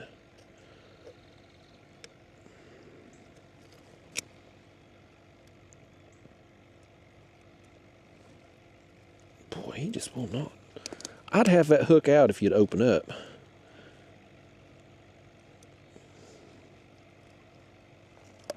There we go. Lord, fish. He just would not open up for nothing, y'all. Let me get my hood off for a second. I'm probably gonna put it back on because it's still a little chilly. Yeah, I mean, it's a small, fun size length, but skinny. Definitely not fat fish like down there in Louisiana. Them fish, them things were fat. Fat like the people here in the South. But that was a fun time, man. Anytime them clickers go off like that, I get terrible hookups. I let that fish run a little bit more with it before I started cranking down because I wanted him to make sure he eat it.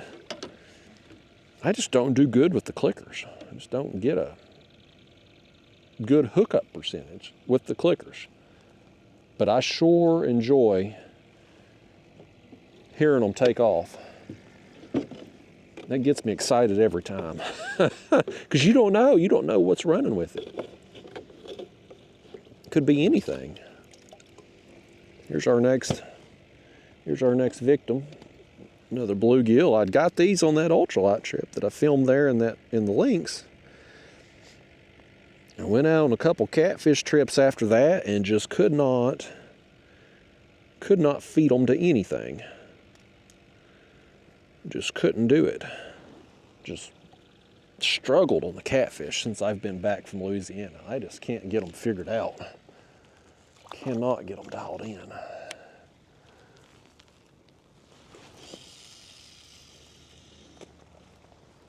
But by gosh, we got us one today.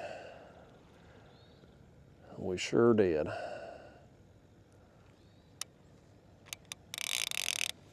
Okay. Got that. Sit back down here. I'm gonna put my hood back on, y'all. It's taking a little while to warm up today. Kind of just a chilly old day out here. Chilly morning, even with the sun out.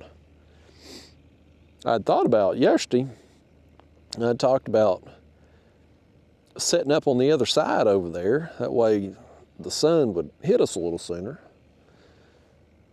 But this morning I was coming down, I'm like, well, hell, if I do that, I'm gonna be staring into the sun. It's gonna be blinding me first thing, so. End up setting up over here again.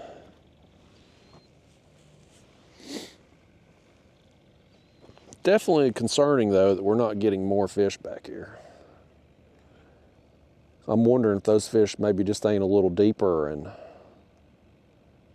with the wind blowing like it is, they're just not able to lock in on our scent.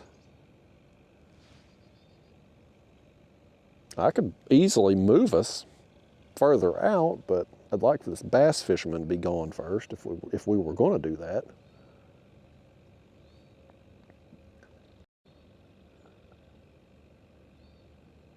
I still don't know what the hell he's gonna. It's tough to say the way he's positioned over there. It's tough to say which direction he's going to go. He saw us catch that fish, though. He was sitting there looking at me while I was reeling it in.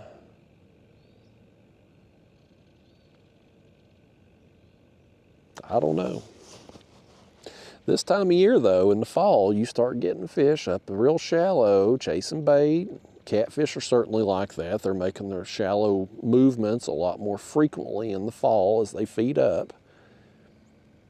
I really thought there was a good chance yesterday and today that we might bust a big one, maybe even a flathead back here real shallow, and we still might. But yesterday we got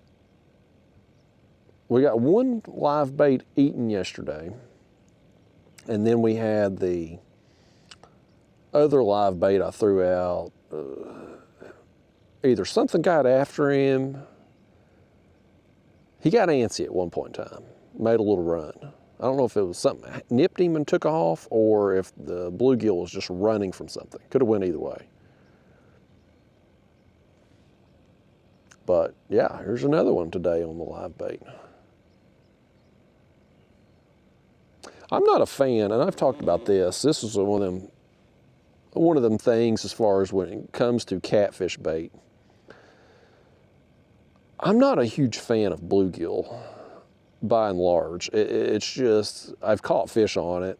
I've caught a handful of big fish on bluegill. But most of the time, if I do catch something on bluegill, I'm getting numbers of fish. I'm getting smaller fish.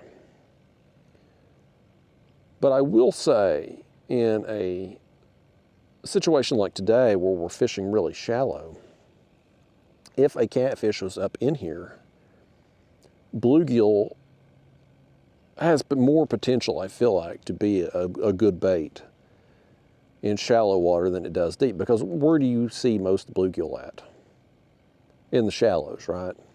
Sure, there are some big bluegill that are on deeper structure, certainly. But when you see me fishing for catfish and I'm fishing 50 feet deep, 80 feet deep, 100 feet deep, there's not bluegill down there. There may be other fish down there that those catfish may be feeding on, but you're not getting bluegill down that deep. So when you drop a bluegill down 80 feet deep and it's kind of out of place, it's not what those fish are kind of keyed in on eating. And you might say, well, Justin, are skipjack down 80 feet deep? They're not down there either, but they'll eat them skipjack all day. Well, sure they will, but here's the difference. Them skipjack, they're usually upper part of the water column. What happens is you get skipjack up feeding on shad, and this happens with the shad too. You get these bass boats running 70 miles an hour up and down river. Their prop goes through these schools of shad that don't have time to move, and a lot of them fish are getting cut up, right? Like they're getting sliced and diced and falling down through the water. So I think, especially out there in the main channel areas, there's probably a lot of fish that just get sliced and diced and make their way down to the bottom. Things like skip, things like shad. Bluegill, on the other hand, though, they're not going to be out there out in the middle of the channel getting sliced up as much. They're mostly going to be along the shoreline, docks, trees, things like that. So it's just unnatural for a bluegill to be down there 80, 100 feet deep. But up here in the shallows, like we're fishing today in this creek here, well, if a catfish moves back here in this area, it's probably going to encounter some bluegill. So it's far more likely to be on the menu, something that they would be naturally looking for anyway up in here. And so therefore I think it has potential to work better. That's just, take that with a grain of salt. This is all opinion, everything I'm saying right now, but that's just something that I think about when I'm putting baits down. It's like, is this bait going to be out of place? And so, whether I'm crazy or there's merit to what I'm saying, what I know from personal experience is bluegill's just not a productive bait for me most of the time. But they're easy to get, so I keep, in times where, like I've had lately since I got home from Louisiana, where I can't hardly catch anything for bait, if I can get bluegill, then I'm going to put them on a catfish hook and try them out, just for lack of a better option. They will bait a hook, and if you find yourself right place at right time, then you'll catch. And I've caught, through the years, I have caught a handful of big fish on bluegill. It does happen. Now, some people swear by bluegill. They say it's a great bait, and it probably is wherever they're at. It's all dependent. Every body of water is going to have a bait that's maybe a little better than other baits, whether it's a seasonal thing or just all the time. Like here on the Tennessee River where I fish, skipjack is kind of the king, right? Like that's, you can go out 12 months a year and catch fish on skipjack. Certainly sometimes it's going to be better with it than others, and there may be days or stretches of time where other baits will outperform skipjack here. When it's super cold, I like shad. That seems to do a little better. Early spring, I do really good on crappie. You get into the summer months, white bass is also a really good bait here. Every body of water, though, is going to be a little different with that. That's things you're going to learn as you get experience fishing other bodies of water and fishing them over the course of the year's time. You'll learn what works and what works better than others. And what the hell's coming up behind us? Lord, we about to get out of here, y'all. We about to make a move because four-wheeler man's coming down here. He's pulling a trailer down here. I don't know what the hell he's doing. Yesterday we had lawnmower man. Today we got four-wheeler man. If he's coming down here to the water's edge, we're going to pull up and go fish some deeper water here.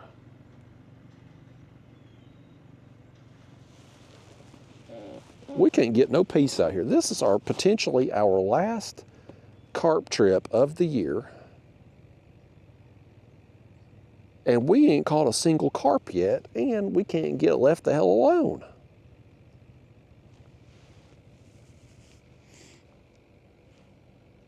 What we may do,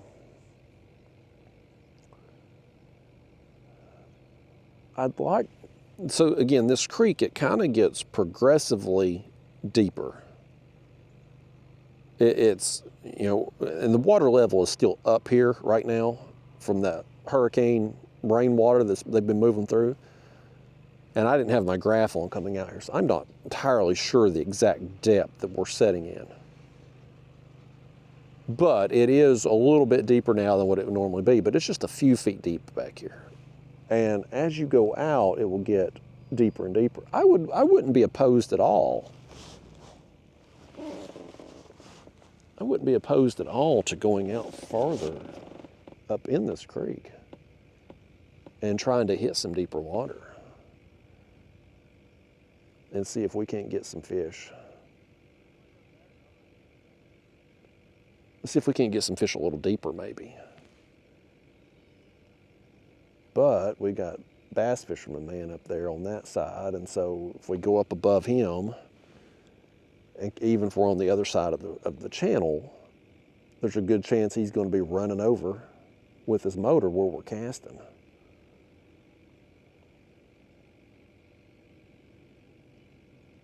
I will give that bass fisherman credit, though. He's took his time. He ain't caught a damn thing that I've seen, but he's took his time.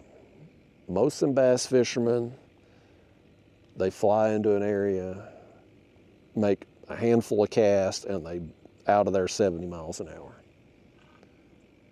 This guy, he's methodically worked around this creek not catching a damn thing. He's probably like, if I ain't gonna catch nothing, I ain't gonna waste gas. What the hell are these guys working on?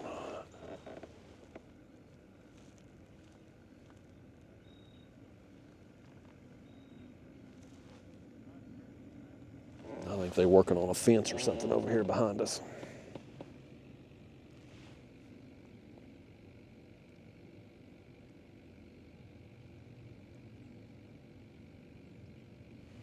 Yeah, I'd like to have a day on the water where I just don't see anybody.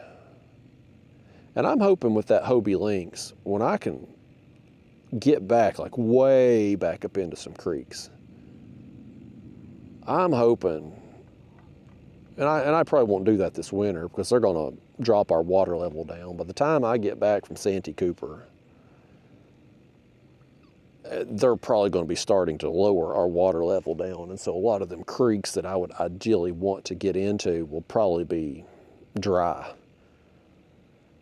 But next spring, we're going to be finding some places that are just exclusive. There may not be any fish back there either. We may be exclusively to ourselves, no fish or anything, but I'm going to find us some places where we ain't going to have to deal with people. We're going to be able to just have some peace and quiet, enjoy ourselves, be with nature. I mean, other than the people, this is a beautiful day. It's a perfect day. A little chilly for my tastes, but the leaves are turning.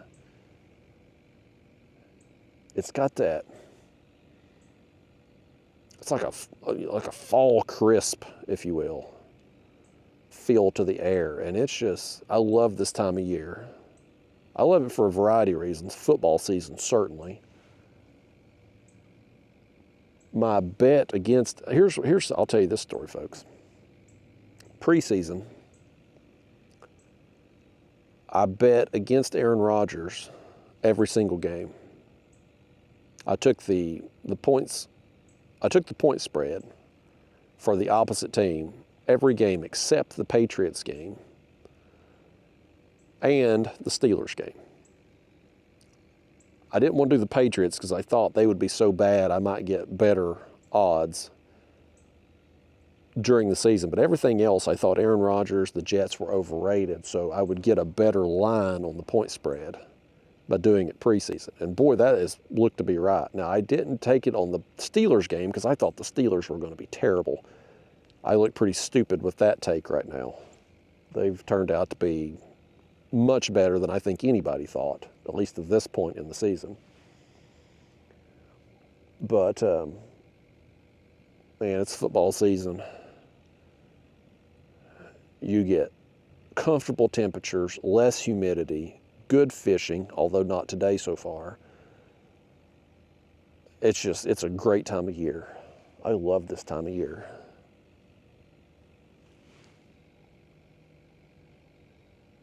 I wish we were getting more fish today, though. We started out so good getting them buffalo. I'm going to be happy today going home with having caught buffalo regardless. Anytime I get a buffalo, it's a good day. But I want to catch some more, man.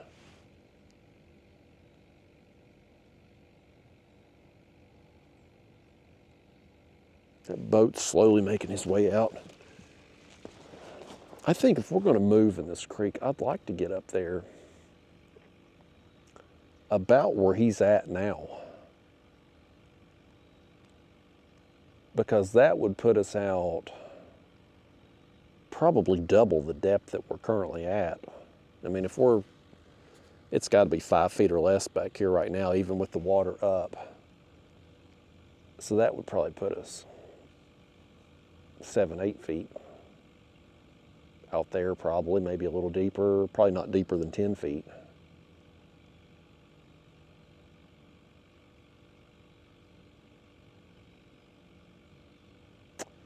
What do you think, y'all? Y'all supposed to be my fishing partners here. Help me make a decision on this.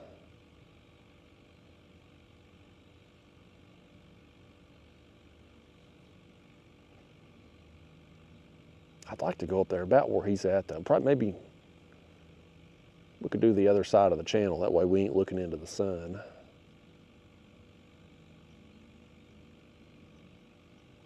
We may end up moving. I don't normally like to move when I'm carp fishing, because we've been building this area up with every cast all morning. But we're just doing so poorly, and the wind is calm right now, but it was blowing for a little while, so I know our scent got pushed back.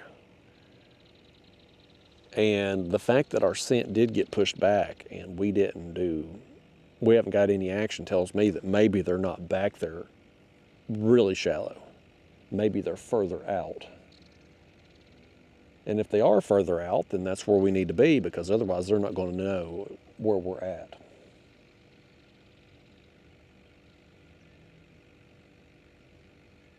Let's do it. This is crazy. I can't believe I'm doing this. I think the four-wheeler man over here, though, has motivated me. We've got no worm on that one. That one's been stripped. It's probably part of our problem. Let's see this one. I bet he ain't got no worm on it either. I bet them bluegill are just stripping our hooks down there. Yep, gone. Hell, we ain't got a chance at catching fish. These sunfish are getting our worms. We got our revenge on them bluegill though, because we done got one of them eat. That one's wormless too. Yeah, let's just go further out in this creek. We'll try to get away from these bluegill that are stripping our worms. We'll fish a little deeper and we'll see what happens. I'm gonna put him back in the bucket here. I'll leave him on the hook. Stick him down in the bucket. Now let's get our power poles up. You just double tap. There it comes, moves them poles up. Same thing over here.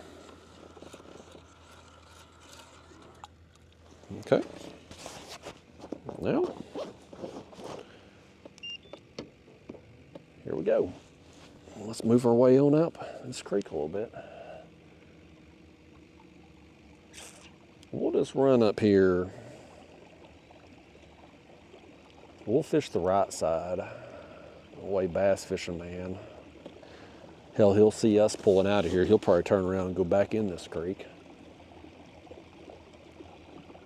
We'll get over here on the right-hand side, away from him, hopefully away from his motor. We'll cast it. We'll put our worms back on.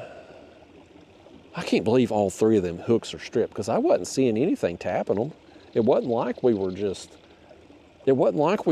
getting constant taps. Nothing, man. It's got to be them, you know, that one small bluegill we reeled in, it's probably those size that's been down there just terrorizing us.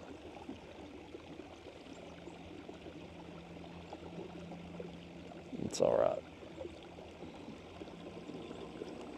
We'll speed us up a little bit now that I know for sure we're out in some deeper water. You got to be careful running full speed in these shallow creeks, man. You'll nail a stump quicker than damn it.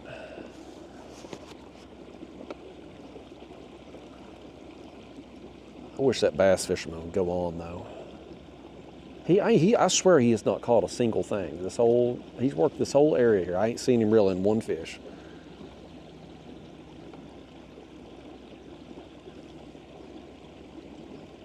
Of course, he's probably up there saying, hell, I ain't seen that. That guy's been sitting back there for an hour. I ain't seen him catch but one fish. He's probably saying the same thing about us. But by gosh, we got one while he's been back here. That's more than he can say.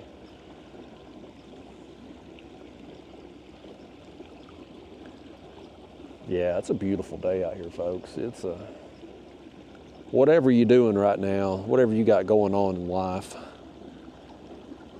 take you some time, if you can, to get outside and breathe some fresh air, enjoy this weather. Spring and fall never last long. It seems like in Tennessee we go from winter to 90 degrees in the blink of an eye. And same thing in the fall, we go from 90 degrees to freezing cold in the blink of an eye. It's like we don't get a true spring season or a true fall season very, very often. So when you get days like today where it's just from noon on, it's going to be just perfect temperature, perfect weather. You get out and enjoy it. Take advantage of it. Let's go right over here in this little pocket. cast out. We'll fan cast over here and see if we can get, we'll throw our bluegill out toward the deeper water. We'll throw one of our carp rigs over here kind of in this little pocket, and we'll throw the other two out.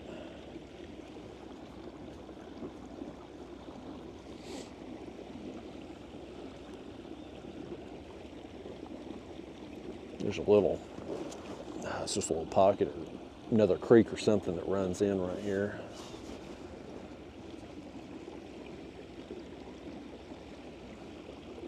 Here we are doing unedited video. Ain't even got a damn line in the water right now.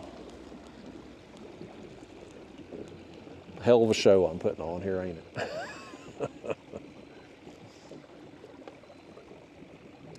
I'm gonna spin us around and back us up, and we're gonna drop them poles down.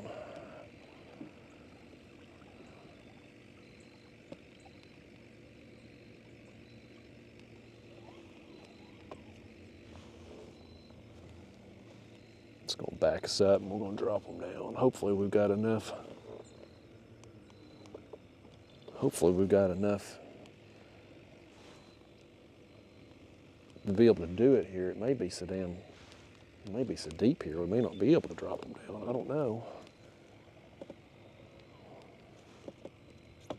Back us up a little bit more. Okay. So you're just gonna double tap. Double tap. There we go. Yeah, we're shallow enough. Now, this one's up too high, so I'm gonna lower it. Now let's drive that one down a little more.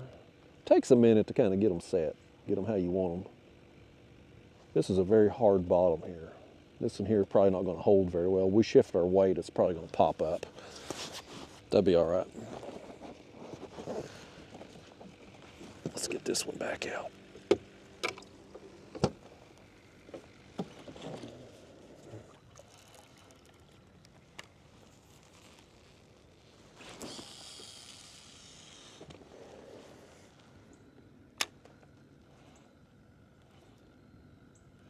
All right, we'll reset our clicker there. There we go. Now, let's get us some more worms on. I can't believe y'all let all three of them worms get stolen off of our hooks and didn't even know about it. And this one here,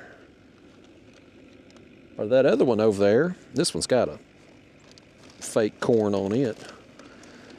But that other one is just a hook. It ain't even got nothing else. So when it's sitting there with a bare hook, we really ain't getting bit.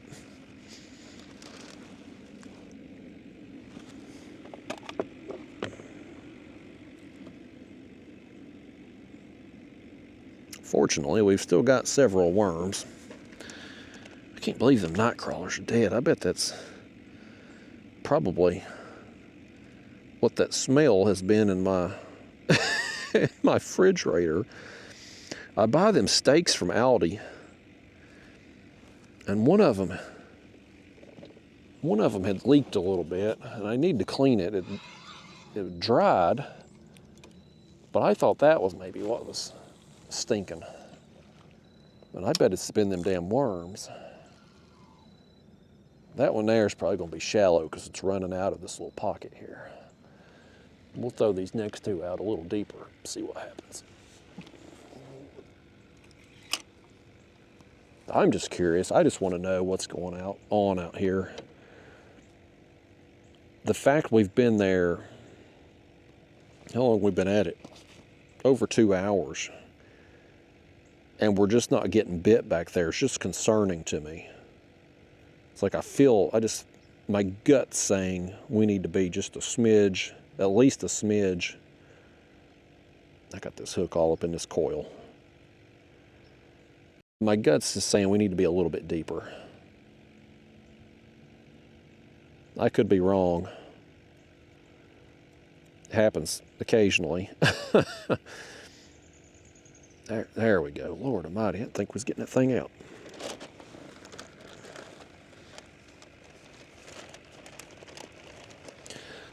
pack this on. I'm actually pack a little more on here too, because since normally I put a lot on in the beginning, and then subsequent casts I don't have to put as much on because we've already got the scent in the area, right? Well, since we're setting up on a new spot now that we've not been casting to, there is no chum pile out there. It's nothing. So we're going to have to build it up. Hopefully put this in front of some fish, my gosh.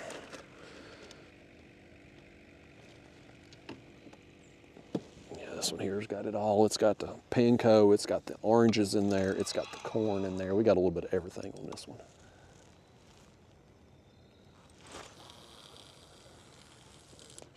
There we go.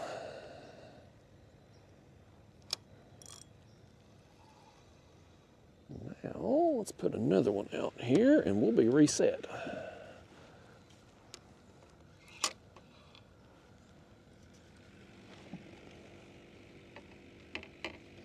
There ain't no rhyme or reason to be setting up how I have in this creek. I normally, when I fish here, I like going to the back of it because less likely to see fishermen and be pestered. And you had that stand of trees over there where in the summer months it provides some shade. Now today obviously it don't matter because it's cold anyway, but helpful in the summer months. So I just, when I fish out here, that's typically where I go.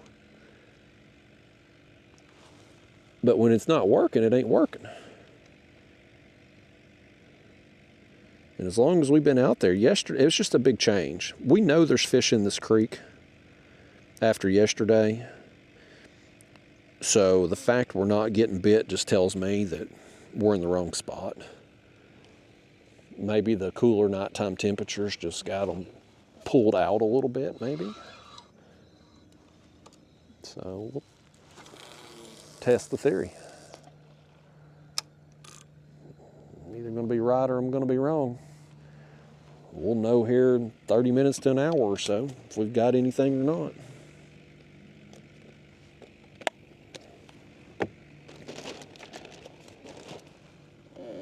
Either way, these fish are going to get a little something today, because when I roll out of here, since this is most likely going to be my last carp trip of the year, they're going to get that whole bucket of dead worms. I'm going to dump it, obviously.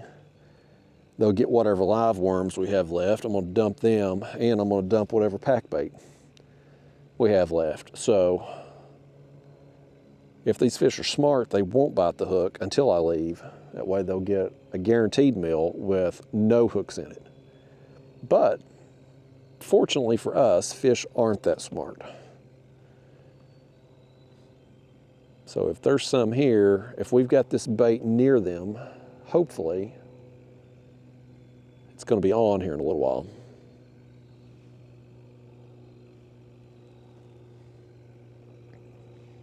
And I get home today too, you know what else I got to do?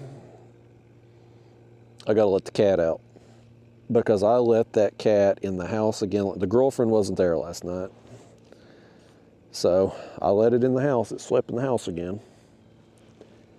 It did good. It didn't. I got up this morning and Daphne the dog slept in bed with me. I left the cat in the living room. It did good though. It didn't get no trouble. I went down yesterday evening. This is so sad, y'all. So I told that story yesterday, and I've been talking about it a little bit. My neighbor moved, and she had all these cats, and she just left them. She had told me she was going to take them to the pound. She didn't. And so there's been nobody to feed them. And so I've been feeding them. And these cats, the one that I've bonded with loves me. And it's very friendly to everybody. I mean, it just likes people. All the other cats down there are very fearful of people. And as I've been taking them food, which there's been people down there cleaning up that property during the daytime hours. And so I'm having to wait till they leave. And so I'm sure they know I'm feeding those damn cats, because I'm the only house within eyeshot of that place. So they've got to know it's me that's feeding them. And I'm sure them cats aren't eating all of the food before they get back the next morning. But anyway, I'm not going to let these damn cats starve, okay? But yesterday I went down there, and I've not been able to get a hold of these cats. They're all, well, there's 2 of them specifically that are in really bad condition. Like, they are skin and bones. They look terrible. And I can't get hold of I haven't been able to get a hold of either one of them. It's like they want to come to me, but you can't get within an arm's length, or they run. It's like they want to, but they're scared. Well, yesterday, I walked down there, and I've got a cup of food, and I'm shaking it, saying, "Kitty, kitty." And they're all excited because they're going to get fed. So here they come. I finally had one of them, and I held the food. I didn't dump it out right away. I let it come up and come up and come up. Then I dumped the food, and it was so hungry it come up, and I touched it. I petted it. And after I touched it the first time, it went ahead and ate, and I sat there. And then it come up to me, and it rubbed on my leg. And I was able to sit there and pet it. It's been a long process to get to this point, but I finally got there with this one. And so the next thing you know, here comes the other sickly one. And I guess, I don't know, maybe it saw me petting its friend there, and it come up to me. And so I ended up getting to pet both of the sickly ones. Now, there's another one that's not so sickly. I still couldn't get a hold of it. But the 2 sickly ones now, I feel like maybe we've turned the corner with. I've kind of bonded with a little bit here. And they're so pitiful. I'm going to have while I'm gone to Santee Cooper next week, I'm going to have my girlfriend feed them still. But when I get back, I'm going to try to round them both up and take them to the vet, and they'll probably have to be put down. I hate to do that, but they're both so sickly. Like, I don't know what can be done. I mean, if it's, I said that yesterday, like, if it's a matter of money, like if we could spend a few $100s and get these cats back to good health, then fine, I'll do it, and I'll try to either find them a home, or at least try to get them to come eat at my house, so that these people that have bought my neighbor's place, or whoever they sell it to or rent it to or whatever, they're not going to want stray cats around. But if I can get them feeding up at my house, maybe that'd be okay. But I don't want to. The problem is, you go to these damn vets, and they prey on your trust and your vulnerability. And I know it's terrible for me to consider a vet as a predator, but they are. And I experienced this with my last dog, Roscoe, and he got cancer. You go in there, and we went to our regular vet first, and over this lump on Roscoe's head. And they biopsied it, and they told me it was cancer and whatnot, and so they refer me to there's only 2 vets in Knoxville that have canine oncologists. And so they referred me to one. I go, and they're going to do tests and whatnot, and they come out, and it's like, well, here's what we think, and here's the price list. Is this okay for you? And it's like, you're really putting a price on my best friend right now? Really? Like, I don't give a damn about the money. What I care about is, can you fix my dog? And that's the wrong thing you can say to a vet, because once they know you're willing to spend whatever, well, then they're going to do everything. And they're just, and what they ended up, what I felt like they done with Roscoe was they done a bunch of unnecessary things that had no bearing whatsoever on the outcome. I mean, he was going to die regardless. It was a incurable form of cancer that he had. But the hope was that we would do the chemo, it would shrink the tumor and buy him time. And what it really done was just ruin his quality of life. After the second chemo treatment, a different dog came home. It wasn't my dog. It broke his spirit, and it was so sad. But you know, you run up a few $1,000 bill over a treatment that's just, honestly, it was cruel at that point, and I feel bad about it. I would never put another dog through it, but it was cruel. I mean, he was in so much pain from what they were doing to him, and I'm like, it was just awful. And then my buddy Eric, pro moderator, he had 2 boxers. Both of them were old. I think one was 10, one was 12, I believe. And so he went through that too, with declining health. And you go to the vet and they're doing all this stuff, and you run up thousands of dollars in bills, and it's like, and so I don't want to be in that situation with these cats. I mean, they're not even my cats.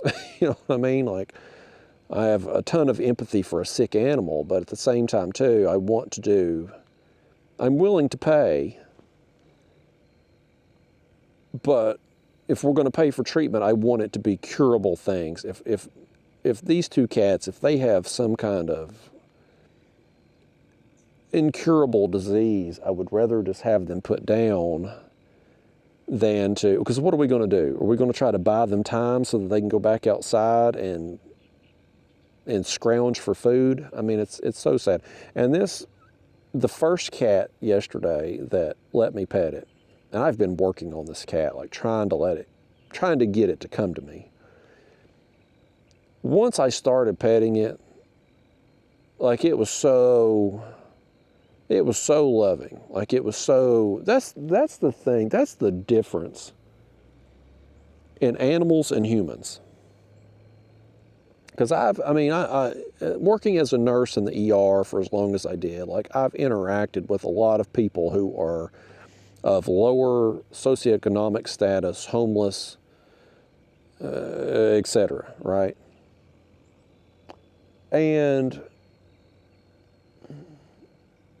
when I say this, I don't want to sound like I'm labeling all homeless people this way or all people who are of lower socioeconomic status this way, because it's not 100%. But it is a large percentage of people who are just completely ungrateful. When you have these homeless people come into the ER, most of the time a homeless person comes to the ER, it's not for an emergency. It's cold out, it's raining. They want to have a warm bed for a little while and get a free meal. I mean, honestly, that's how it is. And you would think they would be coming in, kind of taking advantage of the system a little bit. They've learned what to say to be able to stay in the ER for a few hours while you work up a bunch of unnecessary tests and run up a huge bill they'll never pay, driving up costs for everybody across the board, all so they can get a turkey sandwich or a TV dinner and get out of the rain for a few hours. You would think, since that's obviously what they're doing, that they would be a bit more appreciative, that they would say thank you, that they would be grateful for the services and the food that you're providing them. But that's just not the case most of the time. Not 100% of the time. There are people who are that at least appear to be appreciative, and they say thank you, and you know, and so I don't want to be like a blanket statement.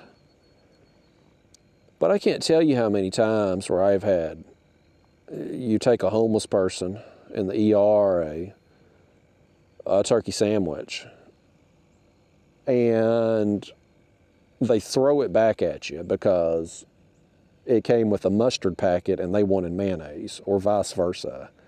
Or you fix them a TV dinner that you keep there in the ER, and you got some chicken meal and they wanted Salisbury steak or something.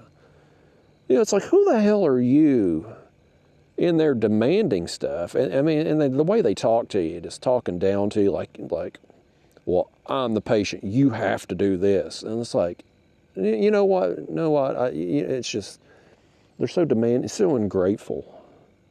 They need you to give them charity, but yet they're so damn ungrateful. And it just, over the course of time, and again, it's not everybody, it's not 100%. But when it happens over and over and over again, you kind of get to be where you're a little bit jaded toward people. And I'm certainly like this. I'm very jaded. I shouldn't be, but I am. And it's just how it's been over the course of time. You get a little, you get an expectation of how people are going to be. And for right or wrong, that's just how it is. But with animals, it's different.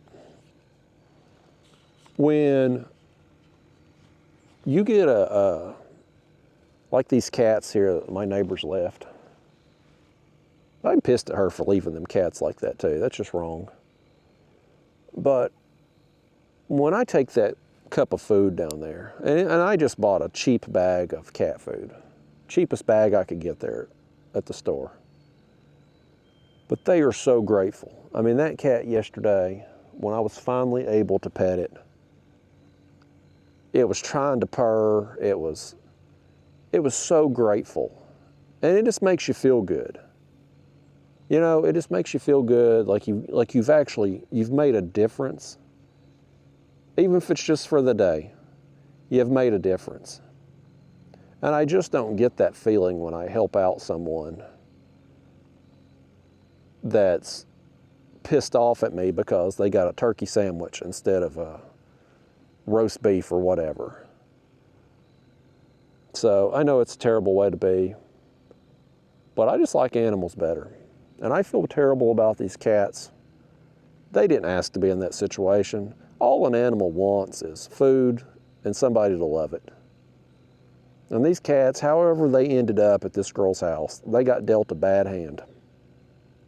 And sure, you can say the same thing about people. The homeless people on the street, they've clearly been dealt a bad hand in life. But as humans, we have a choice. Now, I know there's instances where people are homeless because of medical disabilities. Maybe they're homeless because of mental issues. Maybe substance abuse. But as humans, we have a choice in how we conduct ourselves. There are tons of resources available. From government assistance programs to community outreach programs to local churches, shelters, tons of resources available. And I'm a firm believer that if a person wants to change, they can, and they will. And a lot of people just don't. Maybe they've given up. Maybe they like the drugs and the alcohol. Maybe in certain situations, mental health problems certainly is out of their control. Physical illness or physical injuries and stuff out of their control, certainly. But there's a lot of people out there that are perfectly capable. I've interacted with them in the ER. You see them, I mean, I call it like selling. If those of you out there that are wrestling fans, I grew up a wrestling fan. I don't watch it much anymore, but I grew up a wrestling fan. I still watch old wrestling matches and stuff on YouTube occasionally. I listen to Jim Cornette all the time.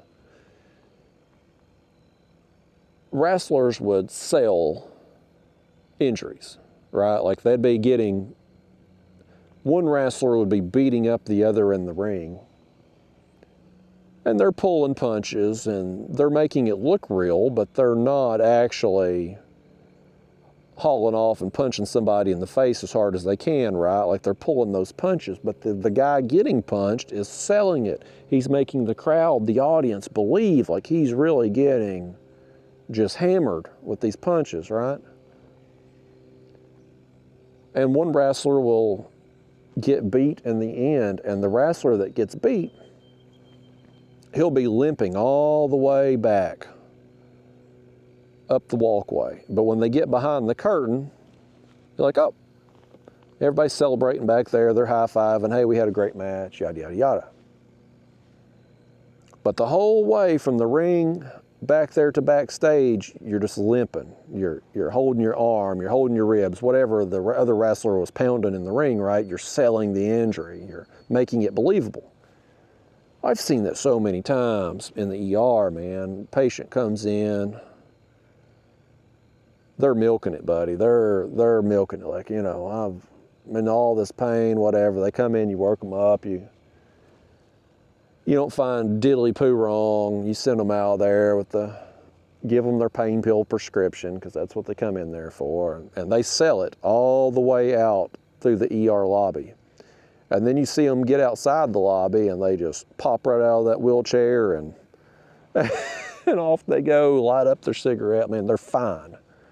But they come in, they got what they wanted. They wanted that damn pain pill prescription, and they was able to get it. And they're selling it the whole way. You don't have that with animals. There's no selling it with animals. What you see is what you get. It's authentic, it's real. I feel like animals are truly grateful. There's an innocence about them. Animals don't always have a choice. Them stray cats, they didn't voluntarily go to that house. They ended up there somehow, probably because of that girl. They didn't ask to not be fed. They don't know. Sure, they could go to the pound and get a meal until the pound, if it's a kill shelter, kills them off. But you don't have, the cat can't make that choice. Somebody has to make it for the cat. It's not like with humans. So it's just different. That's all I can say about it. It's just different. I feel better about it, giving charity to animals, than I do people. If I try to do something nice for somebody and they seem ungrateful, it just leaves a bad taste in my mouth. I never feel bad helping an animal, ever. And I shouldn't be that way, right? Like, that's wrong of me. I get that it's wrong of me. You shouldn't do something nice for somebody. You shouldn't do a charitable act expecting something in return. That's one of the big problems I have with these influencers and celebrities who try to do charitable stuff. It's like, oh, well, I've given so much money to such and such program. Look at me, look how great I am. They don't do it out of the goodness of their heart. They're doing it for good publicity, for goodwill. That's what they're doing it for. At least that's what it appears. It seems kind of dirty. True charity, you shouldn't want anything in return. And so, I realize that's a flaw in my own self, because if I do something nice for somebody, I expect them to say thank you, at least pretend to be appreciative. And I shouldn't. I shouldn't have any expectations. I should just do it because it's the right thing to do, and it shouldn't matter what reaction I get from it. But it does. Whether it's a personality flaw of mine or not, it does matter. It matters to me. And I don't get that with people. At least not all the time. Every time I get it with animals. I mean, even those cats, before I could even get to a point where I could touch these cats, when we were still working on building trust, when I dumped that cup of food out, those cats are up there scarfing it down. They don't care that they got the cheap brand of cat food versus Fancy Feast or something. They're just grateful to get a meal. Unlike the homeless people in the ER who would just assume throw a perfectly good sandwich at you because they didn't get the right condiment. And that's I'm telling you folks, it happens. It happens all the damn time. So people cuss you out because they wanted 2 blankets and they only got 1, or well, I mean, just over the craziest stuff. I mean, you're giving these people charity. Somebody who they're tying up a bed in the ER, taking it away from somebody who truly needs it, and then they just act so damn grateful, and it changes you over time. I can't say when it happened to me. It wasn't like a light switch went off. One day I'm compassionate toward people and the next day I'm not. It's not like that, just a pronounced moment in time where everything changed, but it's just over the course of time, you working in that environment, it just wears on you. And you get to a point where it's like,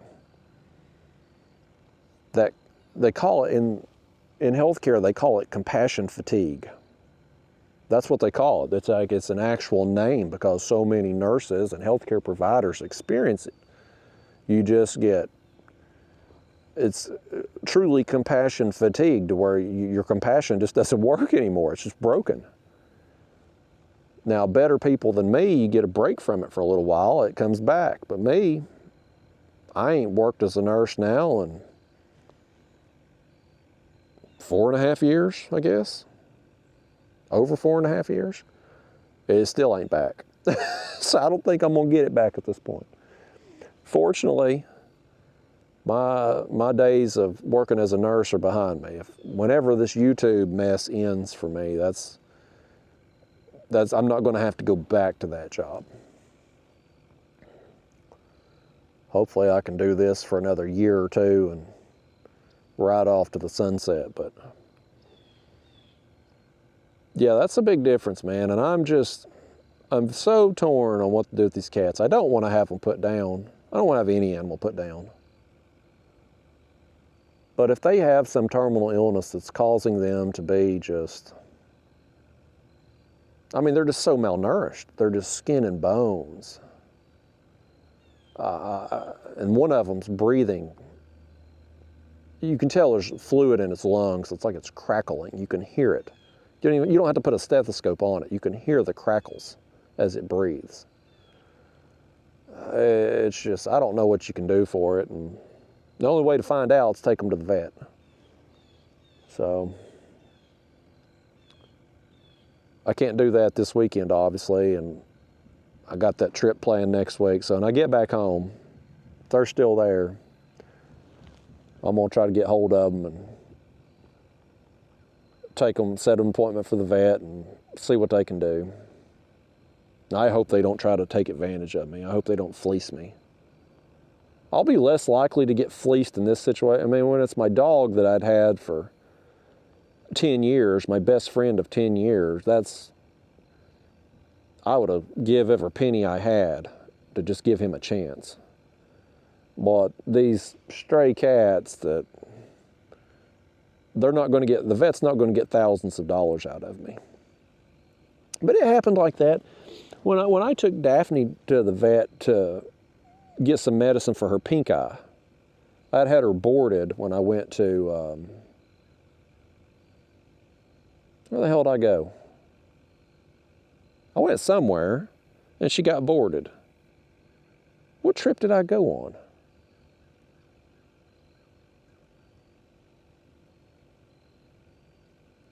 Hell, I can't remember. But anyway, I took her to the vet. She got boarded. She got home. She's got a pink eye.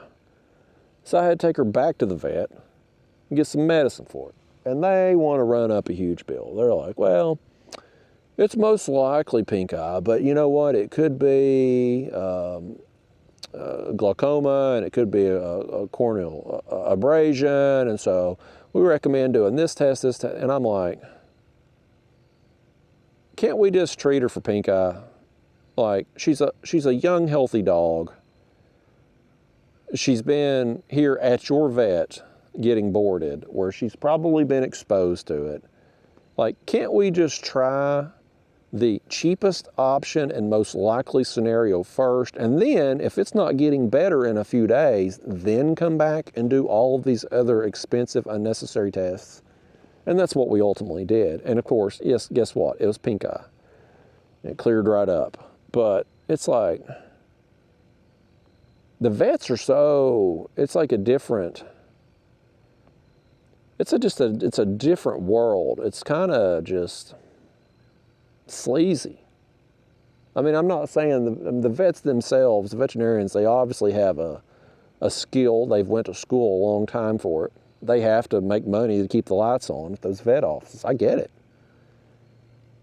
But it's just a different, I've worked in healthcare a long time, and I think it works the opposite in healthcare, because, in human healthcare anyway, you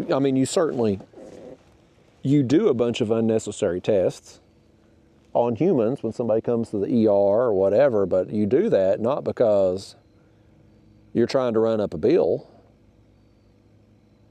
You're doing it because you don't want to get sued if you miss that 1 in 1,000 type thing. That's why the doctors do it. Now, you oftentimes do run up a big bill, but with the insurance and whatnot, I mean, it's not the doctor or the hospital that's seeing the extra money from it. And when you go to the vet and it's a cash business, if they can run up your bill and get you to pay for a bunch of stuff that you don't want or need, that's cash money profits in their pocket.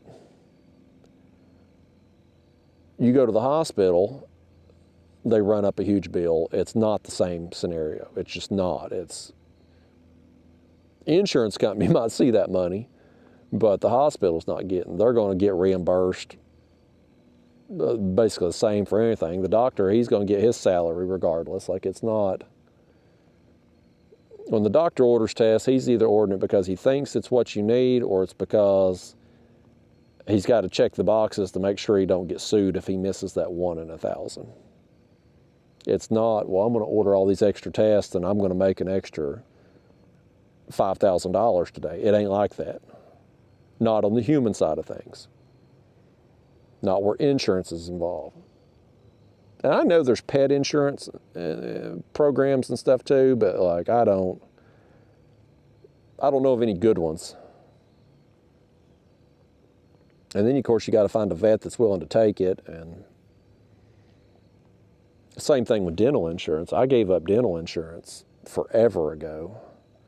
I just pay cash when I go to the dentist, and I get a discount for it. But dental insurance, last time I had it, you pay for the dental insurance, then you still got to pay when you go in and get your teeth cleaned.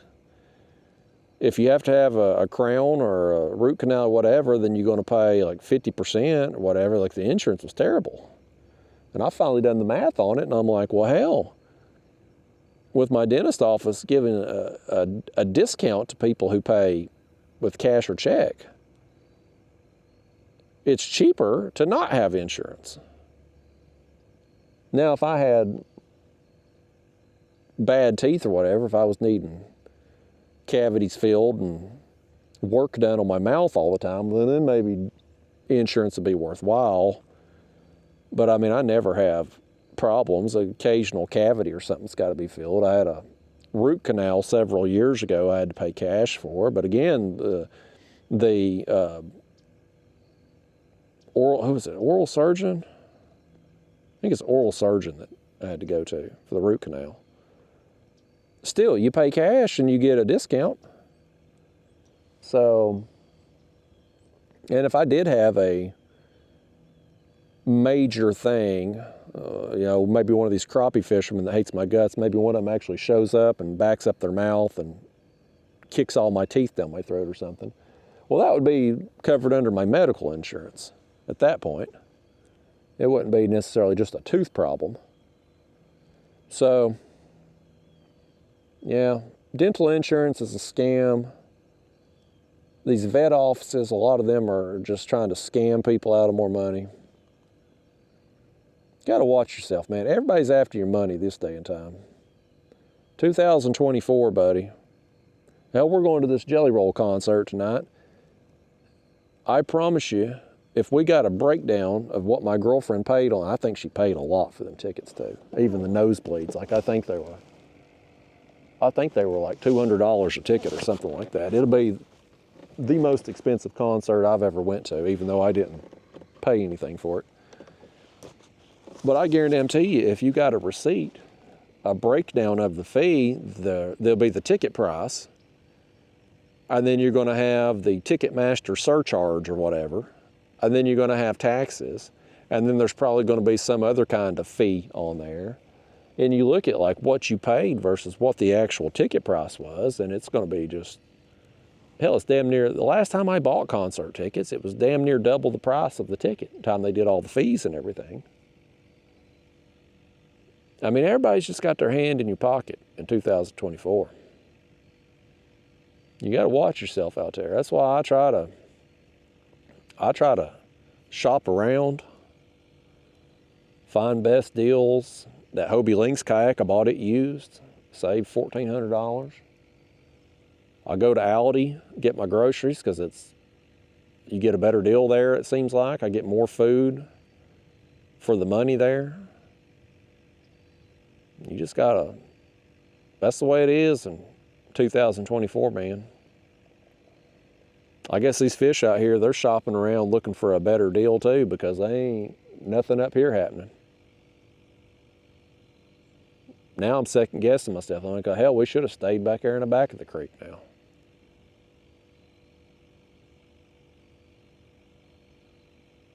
I don't know. I'm dumbfounded today. We had a really good day yesterday, and today started out well enough. Got that catfish, got them two buffalo. Ended up getting that catfish on the live bluegill, but boy, we've just had a long stretch here of just nothing going on in this new spot. And of course, I'm just picking this out at random, and we're just fishing a little deeper now than what we were. We're depending upon fish to kind of be in this area. The wind was blowing for a little while, light breeze, but it was blowing down, and now it's just flat calm. There's no wind at all. So there's nothing to kind of disperse our scent. And this creek has no flow in it. Water, if anything, water gets pushed out of the main channel up in here. Any flow would be at the way, very back of the creek. So by the time you get out here, there's no water movement. So we're kind of dependent upon fish to be swimming near our baits to be able to find them. I'm hoping we've at least gotten away from the tiny bluegill that was stripping the worms off our hooks back there in the back. I mean, them things were really causing us some grief back there. And that may be a big part of the reason why we wasn't catching more fish back there, is the fact we couldn't keep a damn worm on a hook.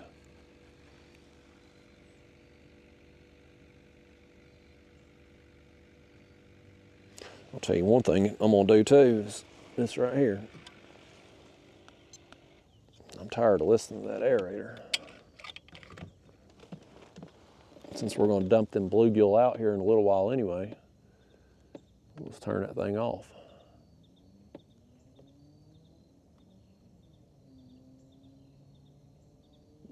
Did that rod right there get hit, or is that me moving in the kayak? I bet that's just me moving. My power pole's having problems back here. This part of the creek that we're on must be just real hard. It must be rocky.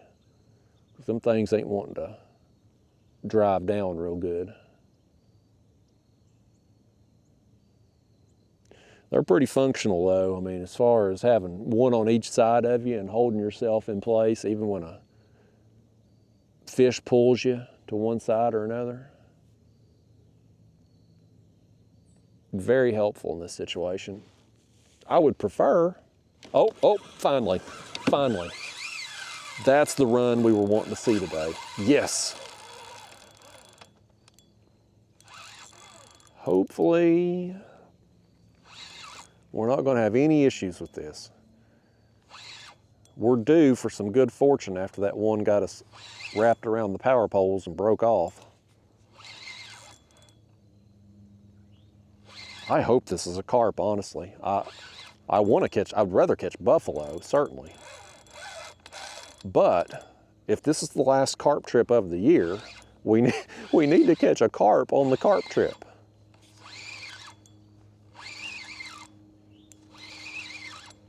We've got him turned here. He's coming this way. Let's tighten up that one a little bit.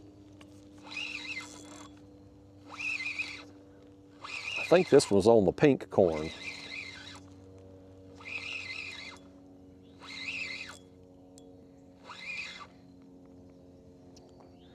I'm sure this is going to be a carp though, the way he's fought.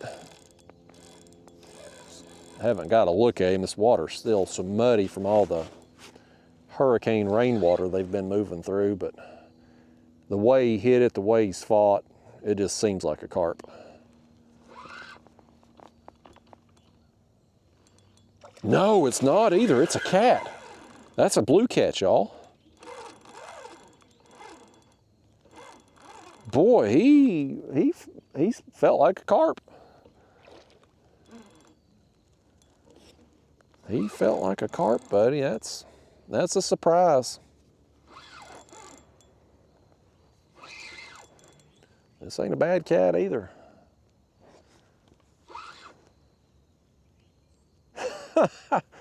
I'll be damned. We'll play him out here a little bit and we'll net him and bring him in. It's another fish, man. It's another bite. We've been short on bites today. These fish apparently don't care that this is my last carp trip of the year, potentially. I may sneak another one in if I can get that other kayak built, but I'd imagine it'll probably be something I work on, getting them power poles mounted, probably something I work on over the winter, getting it done right and be ready for spring. Yeah, that's a fun sizer right here on the worm. A worm and a carp rig.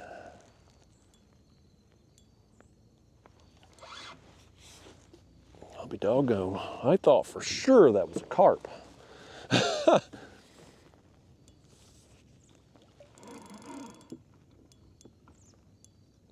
Go carp fishing with 3 rods, catfish with 1 rod, and we're going to end up catching more catfish today than we are carp.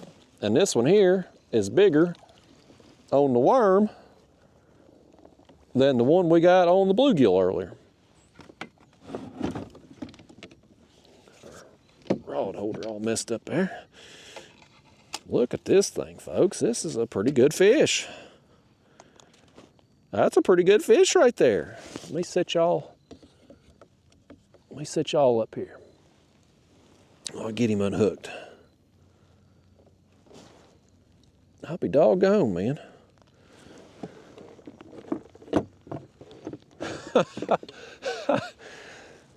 I'm telling you, you throw baits out in these shallow backwater creeks, man, you just never know what you're going to pull out.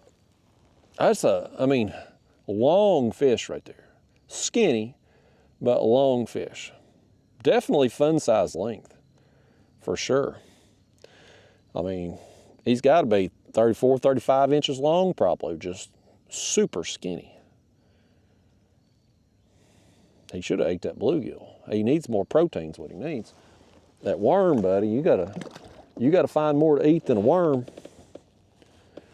Nice though, that's another bite. Boy, what we've had now? We've had a channel cat first thing, 2 buffalo. We had the other catfish on the bluegill. I done lost channel cat, 2 buffalo, the other blue cat down there on the live bluegill. We had whatever was on that we didn't catch, and now that. So very limited bites today. Total opposite of yesterday that was just lights out. And here I did, I I come back here because yesterday was so good. I thought, I'm gonna walk it back. We're gonna do it again, and just hasn't worked out that way. That's fishing though, folks. I mean, it could turn on at any time. But that right there, I thought for sure the way he hit it, like I thought that was gonna be a carp.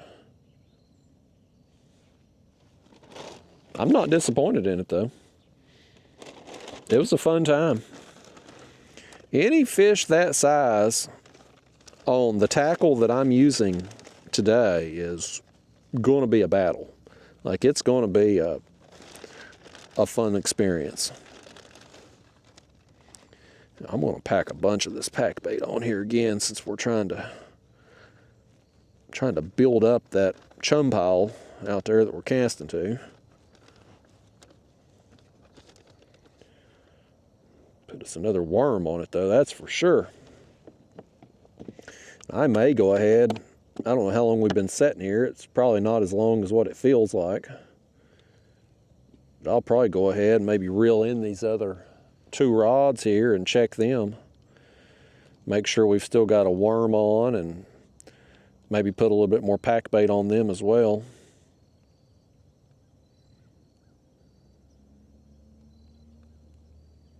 Get to their worm, get him hooked through one more time. There we go.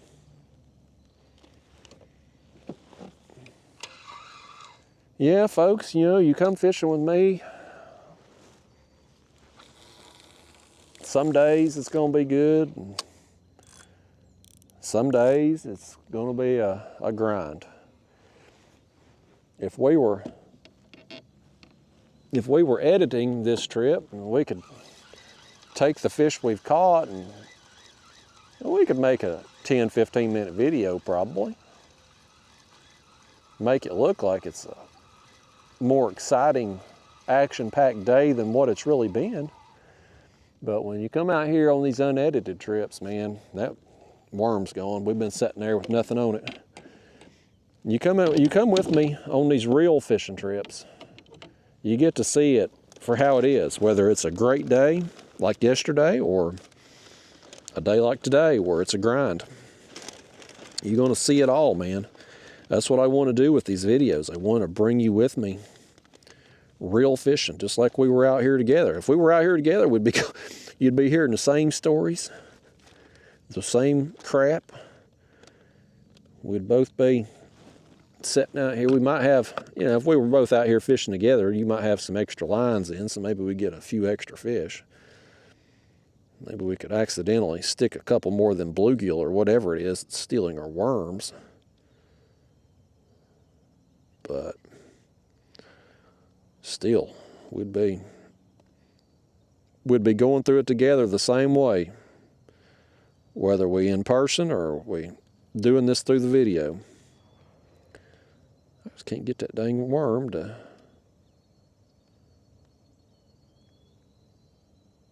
There we go. That Gamakatsu hook's a little bigger than the ESP hooks that I've been using on the other rigs.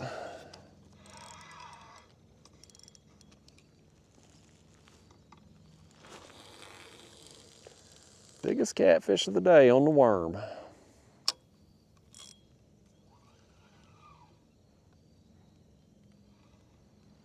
Okay. Well, might as well check this one too, see if it's got a worm on it. I bet it don't.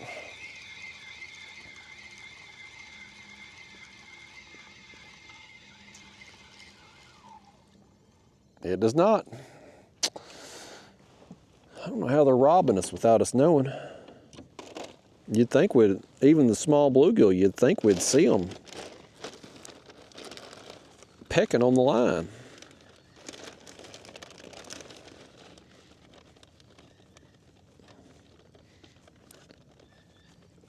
There we go.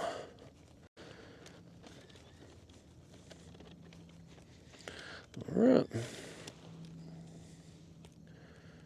Little Mandarin orange, panko mix, corn, orange jello, worm combination. We've got literally everything that they could ever want. We got a little bit of it. I wish I'd kept in Mandarin oranges for myself. Now though, I could use a snack. I wouldn't mind having me some Mandarin oranges. I've been getting them grapes from Aldi. And you get a red seedless grape. I don't know if y'all have noticed this, but they say they're seedless, but they're not. You get a little, there's something in there, like a little piece of wood or stem or something, every time. But I get them anyway, because they're good. That's become my, kind of my nightly snack, is I'll get me a bowl of grapes. I'm kind of into it right now. Since I've been cutting back on my, I'm trying to do less sugars across. It's hard to avoid sugar because it's in literally everything. Sugar and corn syrups and everything. But I eat mostly meat and vegetables and fruit for the bulk of my diet. But you need a snack.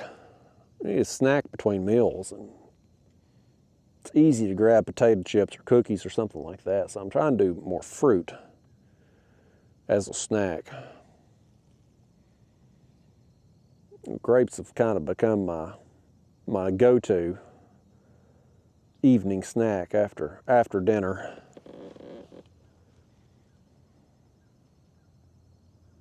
I got my eye on these. I'm watching these dang lines, man. I'm waiting on them bluegill to nip.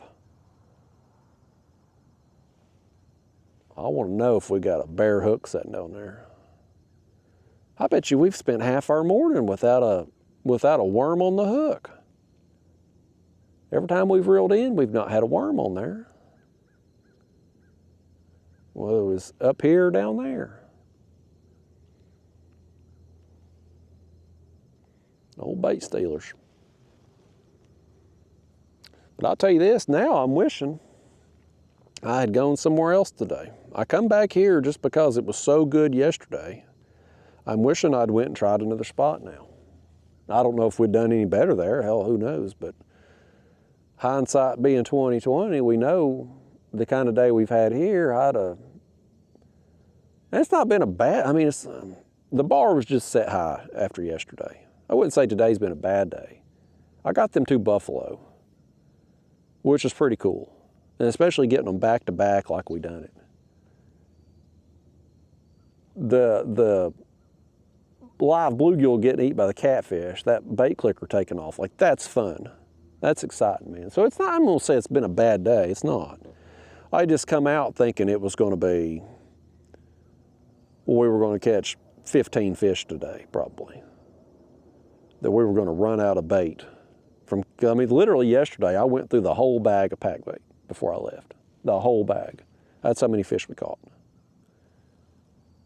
And you come out today and it's like, well, you catch a couple and you think it's about to turn on and it just never does. That's fishing though, man. That's real world fishing. That's how it goes. Every day is its own unique puzzle.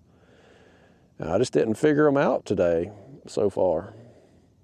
So I ain't gonna fish much longer. Whenever the battery dies here, I'm gonna roll out and go home and maybe take me a little siesta, little nap. Get myself refreshed for tonight. I ain't used to staying up late, man. I like to be in bed by about 10. Unless there's sometimes the ball game's on. If it's a good game, I'm gonna stay up past that, but otherwise I try to go to bed early. Normally this time of year I start fishing in the afternoons more because it's so cold in the mornings. And so I'll adjust my sleep schedule where I'm staying up a little later and sleeping in a little later, but right now I'm still trying to do mornings because it just suits my lifestyle better. I'd rather get out and fish in the mornings when there's less people on the water. and then have my afternoons to work around the house or do whatever I need to do. But here in another month or two, when it's 30s in the morning, or low 30s, when we got a frost, I ain't gonna be out there scraping frost off my windshield to go catch fish. I just ain't gonna do it. Well, I think next week, at least the current weather projections, it's subject to change as always. The he can't predict tomorrow, let alone a week from now. But the weather for Santee Cooper, at least to start the week for me, is looking pretty good. So I'm optimistic about that. The main thing I'm looking at over there is the wind report, and it was looking okay. Then Thanksgiving week, that's when I'm going down there to the Florida Keys, and of course it could rain or be high winds down there, but we know it ain't gonna be cold. Down there, it just ain't gonna be cold. It's gonna be very warm. That'll be another, what'll happen is, leading up to the Keys trip, my body will start to get acclimated to the colder temperatures. I'll go down there and live it up in 80, 85, 90 degrees for a week and come home and I'll have to readapt again. That's how it goes every time. Every time you go on vacation during the winter and you go somewhere warm, you come back, you got to start all over again, getting reacclimated to the cold. I can't wait to see, though, what that lynx is going to do when I hook into a big fish. Elias messaged me. I think he's maybe down in the Keys right now. He has a timeshare. He has 3 weeks with his wife that they go in the month of December. But he had told me he was going to book a couple, I think sometime in October, and I think sometime in January, February too. And he told me he found a place, a little island down there that had a deep water area close to it. Some deep water that ran to like a little cut or something. And he thought I could really tear up some sharks there from the island. And so I'm gonna get with him before I go and see if I can find where that's at. Because I would love to do that. And part of my problem down there fishing for sharks, well, I wouldn't say it's a problem, but part of the longevity of the fights, I guess, is just the fact I can't get leverage on them fish. I mean, I've had my Old Town pedal kayak down there the last couple years, and man, them sharks, they tow me around like a bobber for a couple of hours before you can even get to your leader. And then you're so far out in the ocean, like there's no land in sight. Like there's nowhere to go to get out of the water to have a chance at safely unhooking them. So if I could find an island like that that's close range where I could maybe take the kayak out, dump the baits, then go back to the island, that's going to be a good time. So, but yeah, my Old Town got pulled around easily by them big sharks. Like, when I hook into one on the lynx, ain't nothing slowing it down. That lynx just glides across the water surface. I think that was a fish right there. I think that was a carp. Right over there by that little twig, popping up. I'm pretty sure that was a carp. It sounded like a carp. I didn't see it. It was a big splash and it sounded like one.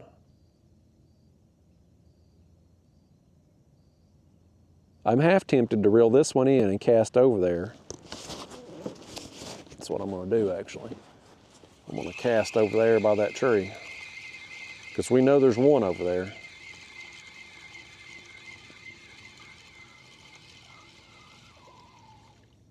At least this one here didn't have time to lose the worm.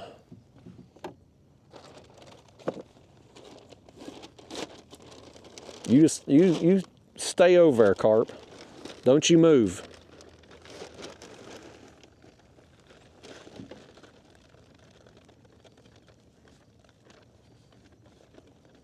You all tell that carp don't move until I'm ready to cast over now.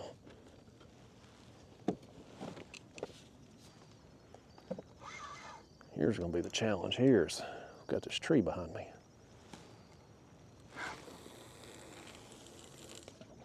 Well, I got fairly close to it. Not where I would have liked, but we'll roll with it.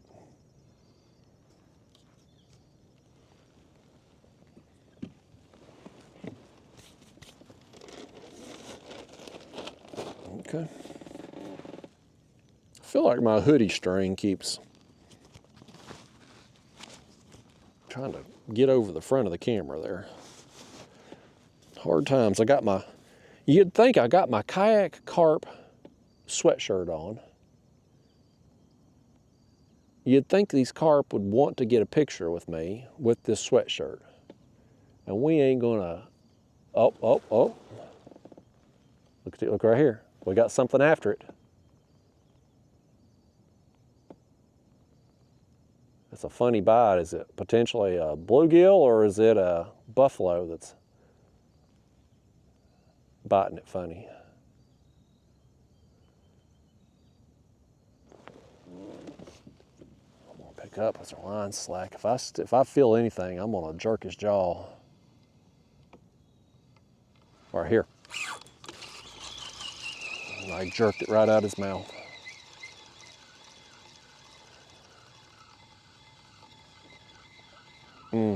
I thought he was on there. He didn't get our worm though. I thought he was on there, y'all. I felt a little weight, or so I thought.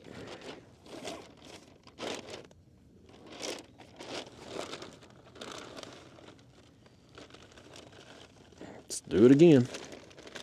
I just want to catch some fish, y'all. I just want to catch them. Why you gotta do me like this, fish? These carp, they've heard that this is probably the last carp trip of the year, and they're so tore up about it, they can't get themselves out of bed to come eat. They can't bring themselves to accept the fact that this is probably it for the year. I might try to, every year I say I'm gonna do a carp trip in the winter and try to figure them out, and then I don't do it. So this year I ain't saying it. Maybe it'll actually happen, but most likely, just knowing myself, I probably won't. I'll catfish during the winter, certainly. Maybe do some ultralight fishing. I'll have to catch bait during the winter, but probably, just knowing myself, I probably won't. Something keeps running shad over here. There's a school of shad. Something keeps chasing them.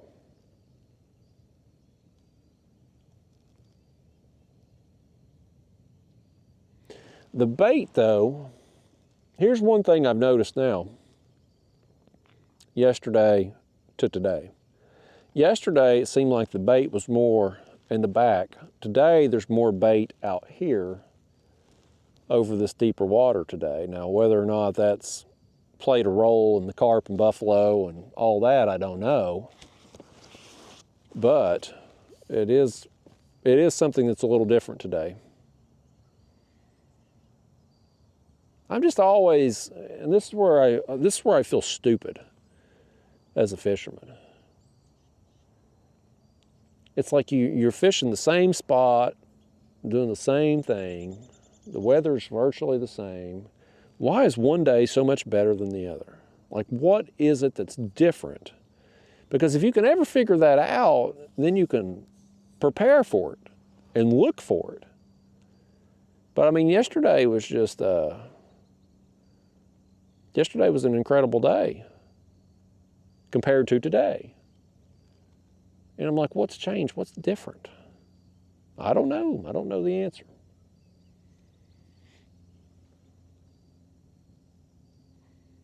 Either way, though, we didn't get skunked today, and I can't say that about my last catfish trip. So I sure did get skunked.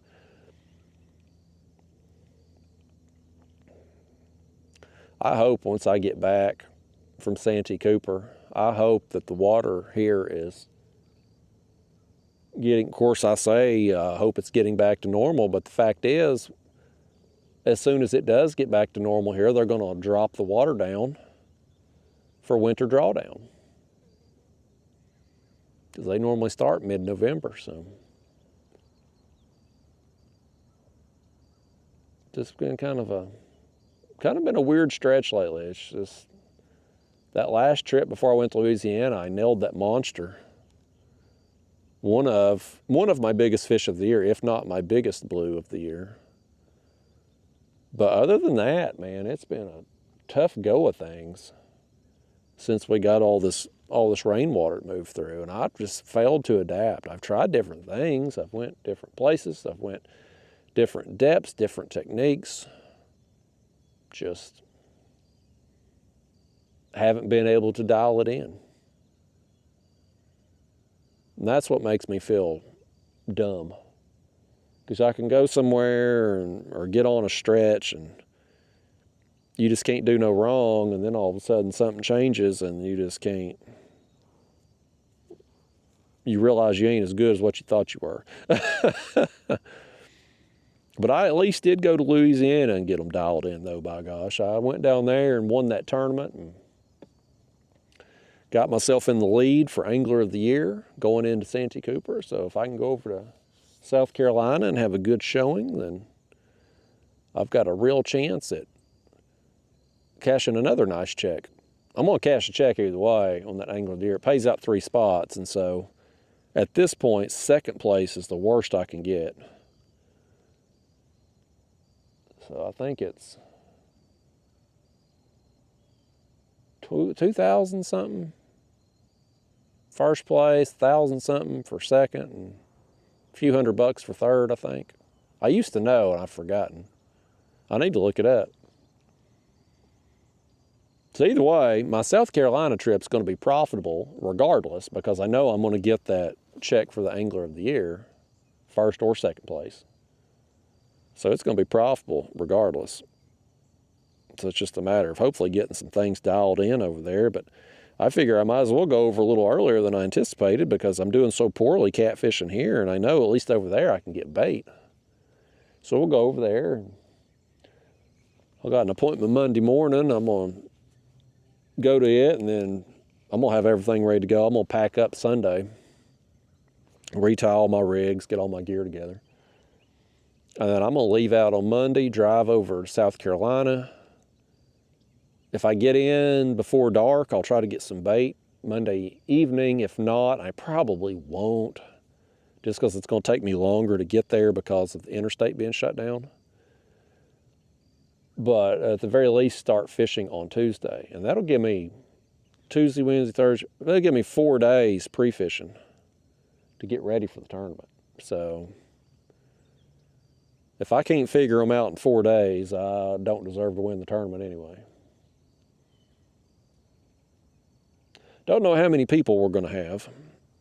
It's a pretty good haul for the group of people who have been fishing the National Trail are mostly in Ohio. That's where most of them live. That's their home base. And so it's not a huge ask of them to drive to Tennessee for those tournaments. It's a little bit longer but worthwhile to get them to go to Alabama.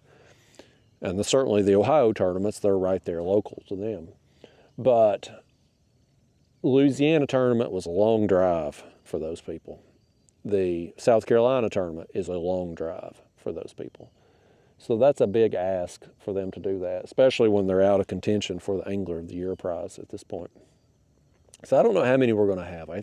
I think we'll have at least 7.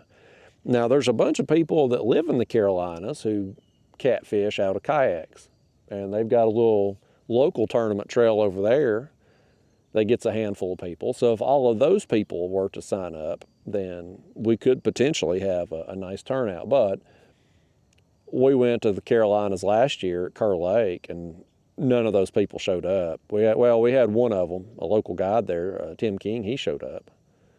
But otherwise, the people that fished that local trail over there, they didn't. They like to talk a lot, but when it's time to put the money where the mouth is, they just don't, they don't show up.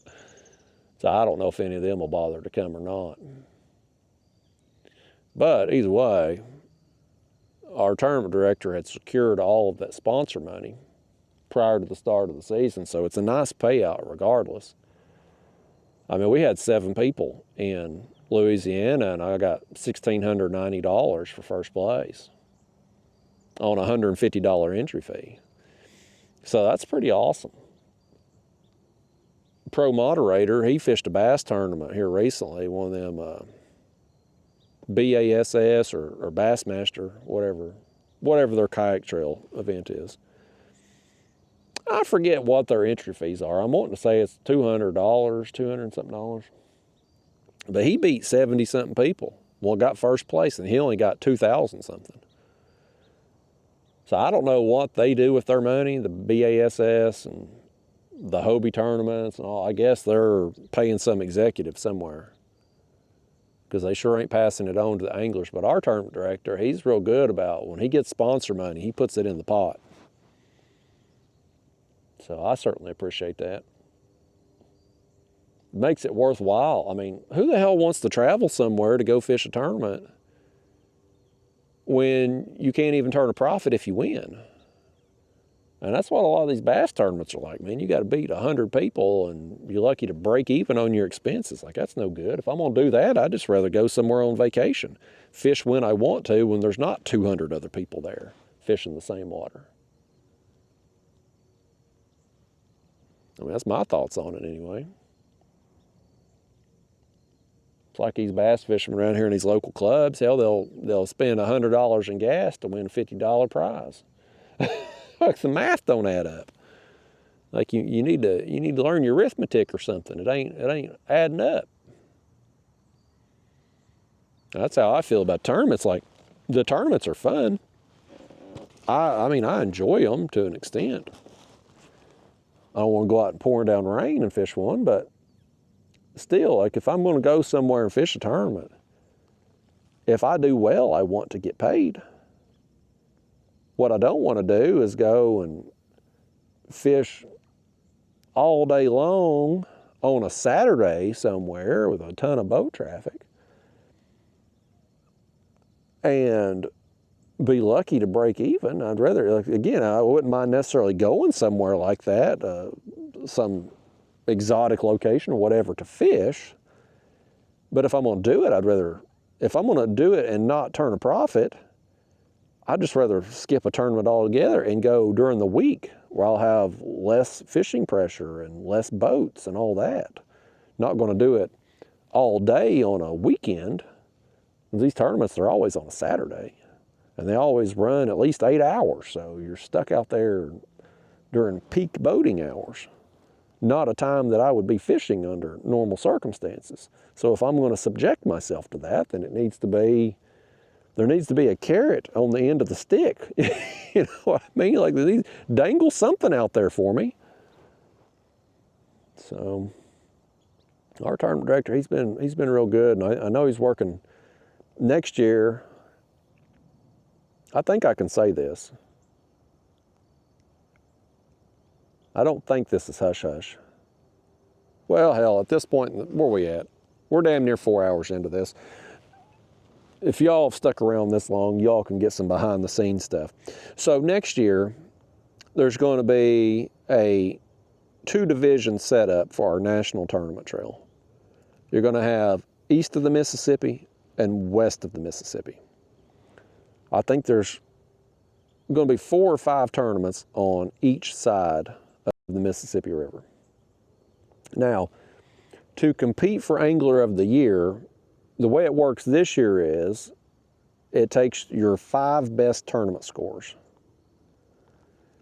and you get points. It's 100 points for first place, 99 second, 98 third, and so forth on down. So you take your 5 best scores, and if you happen to get big fish in a tournament, you get 2 bonus points, but that determines Angler of the Year. Well, next year, Similar setup, you're still going to have the point systems like we have now, but in order to be eligible for Angler of the Year, you have to fish at least one tournament on the other side of the Mississippi River from where you're at. So, for instance, let's say next year I fish all of the tournaments here, Tennessee, Ohio, Alabama, etc.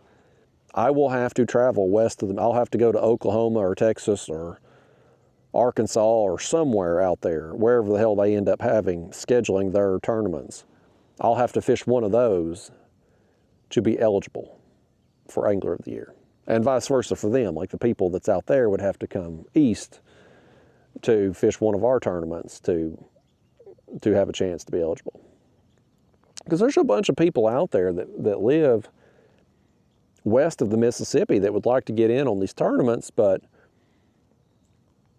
the group right now is still so small that it's not worthwhile. It's the unknown, at least it has been, to have a tournament in Texas or Oklahoma or somewhere, and then are the guys from Ohio going to drive out there? I mean, probably not. So then if you don't know for sure you're getting those people, but one of the fellow who sponsors our trophies this year, Adam Flegel, Flegel Electric, he lives out there in Kansas, and he's been driving. He's fished every one of the tournaments. And so he's got a long drive. And so he's going to run the west of the Mississippi tournaments. And so I don't know where all he's going to, I haven't talked to him about where he's planning on having those tournaments at. But the schedule, it'll come out probably January, February. But as far as I know, there's going to be 4 or 5 tournaments out there, 4 or 5 tournaments here in east of the Mississippi. And then, of course, you can fish as many of them or as few of them as you want. But, yeah. So this thing is getting bigger. It's expanding. I think Kayak Mike, our tournament director, has done a pretty phenomenal job, not only with securing enough sponsor money to make it worthwhile to travel to these things, but also, too, just how he's run the events. It's been very smooth. We've not had any drama, any chaos. Like, he nips that stuff in the bud very quickly. So it's been very welcomed compared to some situations in the past. I think that line right there got a little loose on it. Something might have been stealing our worm. I was really hoping we threw over there toward where that carp jumped up and maybe we tempt one, but I guess he snubbed his nose at it. He said he didn't want to be called on. If this is the last carp trip of the year, he'd just wait till tomorrow to eat. He's fasting right now. I tried fasting. I didn't care for it. I don't like being super hungry. That would be, if I ever got to play on that TV show Survivor, which I used to want to do. It used to be my favorite show on TV. Now it's kind of, it's lost some of its luster for me now. I don't know that I would want to play. Even if I got picked to play, I don't know that I'd want to now. I mean, I would if I got picked, but it used to be a dream of mine, and now not so much. Now I'm indifferent. I think that would be the hardest part for me, being out there and eating rice and coconuts for 30-something days that they're out there. Being around people nonstop, 24 hours a day would be a challenge too. Y'all know I'm not a people person. As evidenced today, we had a bass fisherman within 100 yards of us. My skin starts to crawl. We get four-wheeler man down there working on a fence. I get a little antsy. I'm like, let's get out of here. Let's move. Let's move to a spot even worse than where we're at. You should have stayed back there. I thought the four-wheeler man come down. I'm like, okay, this is definitely a sign. I was already thinking about moving. I'm like, this is definitely a sign we need to move now. Now we've come up here and we've got one fish since we moved. I'm sorry, y'all, if you've stuck with me this long, I'm sorry. We've got some fish today, but it didn't, we didn't get the numbers that I'd hoped for us to get. And if you're a regular viewer, regular fishing buddy of mine, and you watched that video from yesterday's trip, you probably clicked on this video thinking it was going to be another just lights out action kind of day, and it just hasn't been that way. So I apologize, but all I can say is that's fishing. That's just that's just how it goes. And if you're a fisherman, then you already understand that. Some days you catching and some days you fishing. Today we've been fishing. But it's a nice day, man. I can't get over it. What an awesome fall day this is. Everything's just so beautiful. Don't have the humidity. It's nice. The only thing I wish I'd done different today is just fish a different spot. And how could I have ever known after what yesterday was like that today would be like it has been with the limited bites.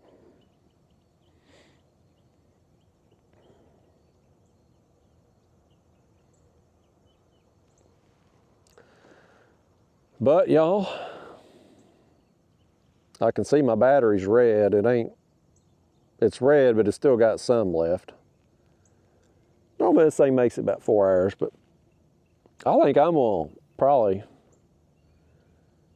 get out of here in the next few minutes. I thought I'd fish till the battery quit on me today, but I'm thinking I'm gonna quit before the battery does, because we ain't catching nothing. And I definitely need to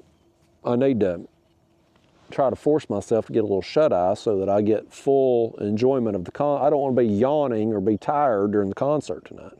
I mean, how often do you get to go see Jelly Roll? Me? Never. And it's probably the last time I ever get to go. So, they're a really good birthday. The girlfriend done good this year getting these Jelly Roll tickets. I like some Jelly Roll. I hope it's going to be a good show tonight. I'm sure it is. I've not heard anybody say they've been to one of his shows and didn't enjoy it. So, I'll give you a full update on the next video, which will hopefully be filmed in South Carolina. That's the plan. Like I said, I'm going over there Monday, going to drive over, start fishing probably Tuesday, at least start filming Tuesday. If I do get out on Monday, it'll be just try to get us some bait to get started with on Tuesday. But I think probably going to be able to catch bait where we're catfishing, because I mean, I was seeing them white perch everywhere last time. I mean, they were literally everywhere. So I don't think we'll have a problem getting bait like I've had around here lately. I mean, when we're relying on bluegill because I can't get nothing else, like that pretty well sums up how things have gone around here lately. But I'm hoping we'll go over there, we have a good trip, and then get back here. Hopefully hopefully things are getting back to normal here when I get back, and we'll get after them. But I expect to have a good trip there. I think we'll catch some fish. Both times I've went over there previously, I've got fish. So I'm optimistic. I'm more optimistic we're going to get fish in South Carolina than I am that we're going to get any more fish out here today. That's for sure. I'll say that. And I say that, and when I'd had a little something probably eating that worm right there. I turned the camera away and something. Here comes the geese. The Mighty Ducks Flying V, y'all. I ought to hire them geese. They've got a bird's eye view. They can tell me where them carp are at. Anyway, probably last carp trip of the year, and we got 0 carp.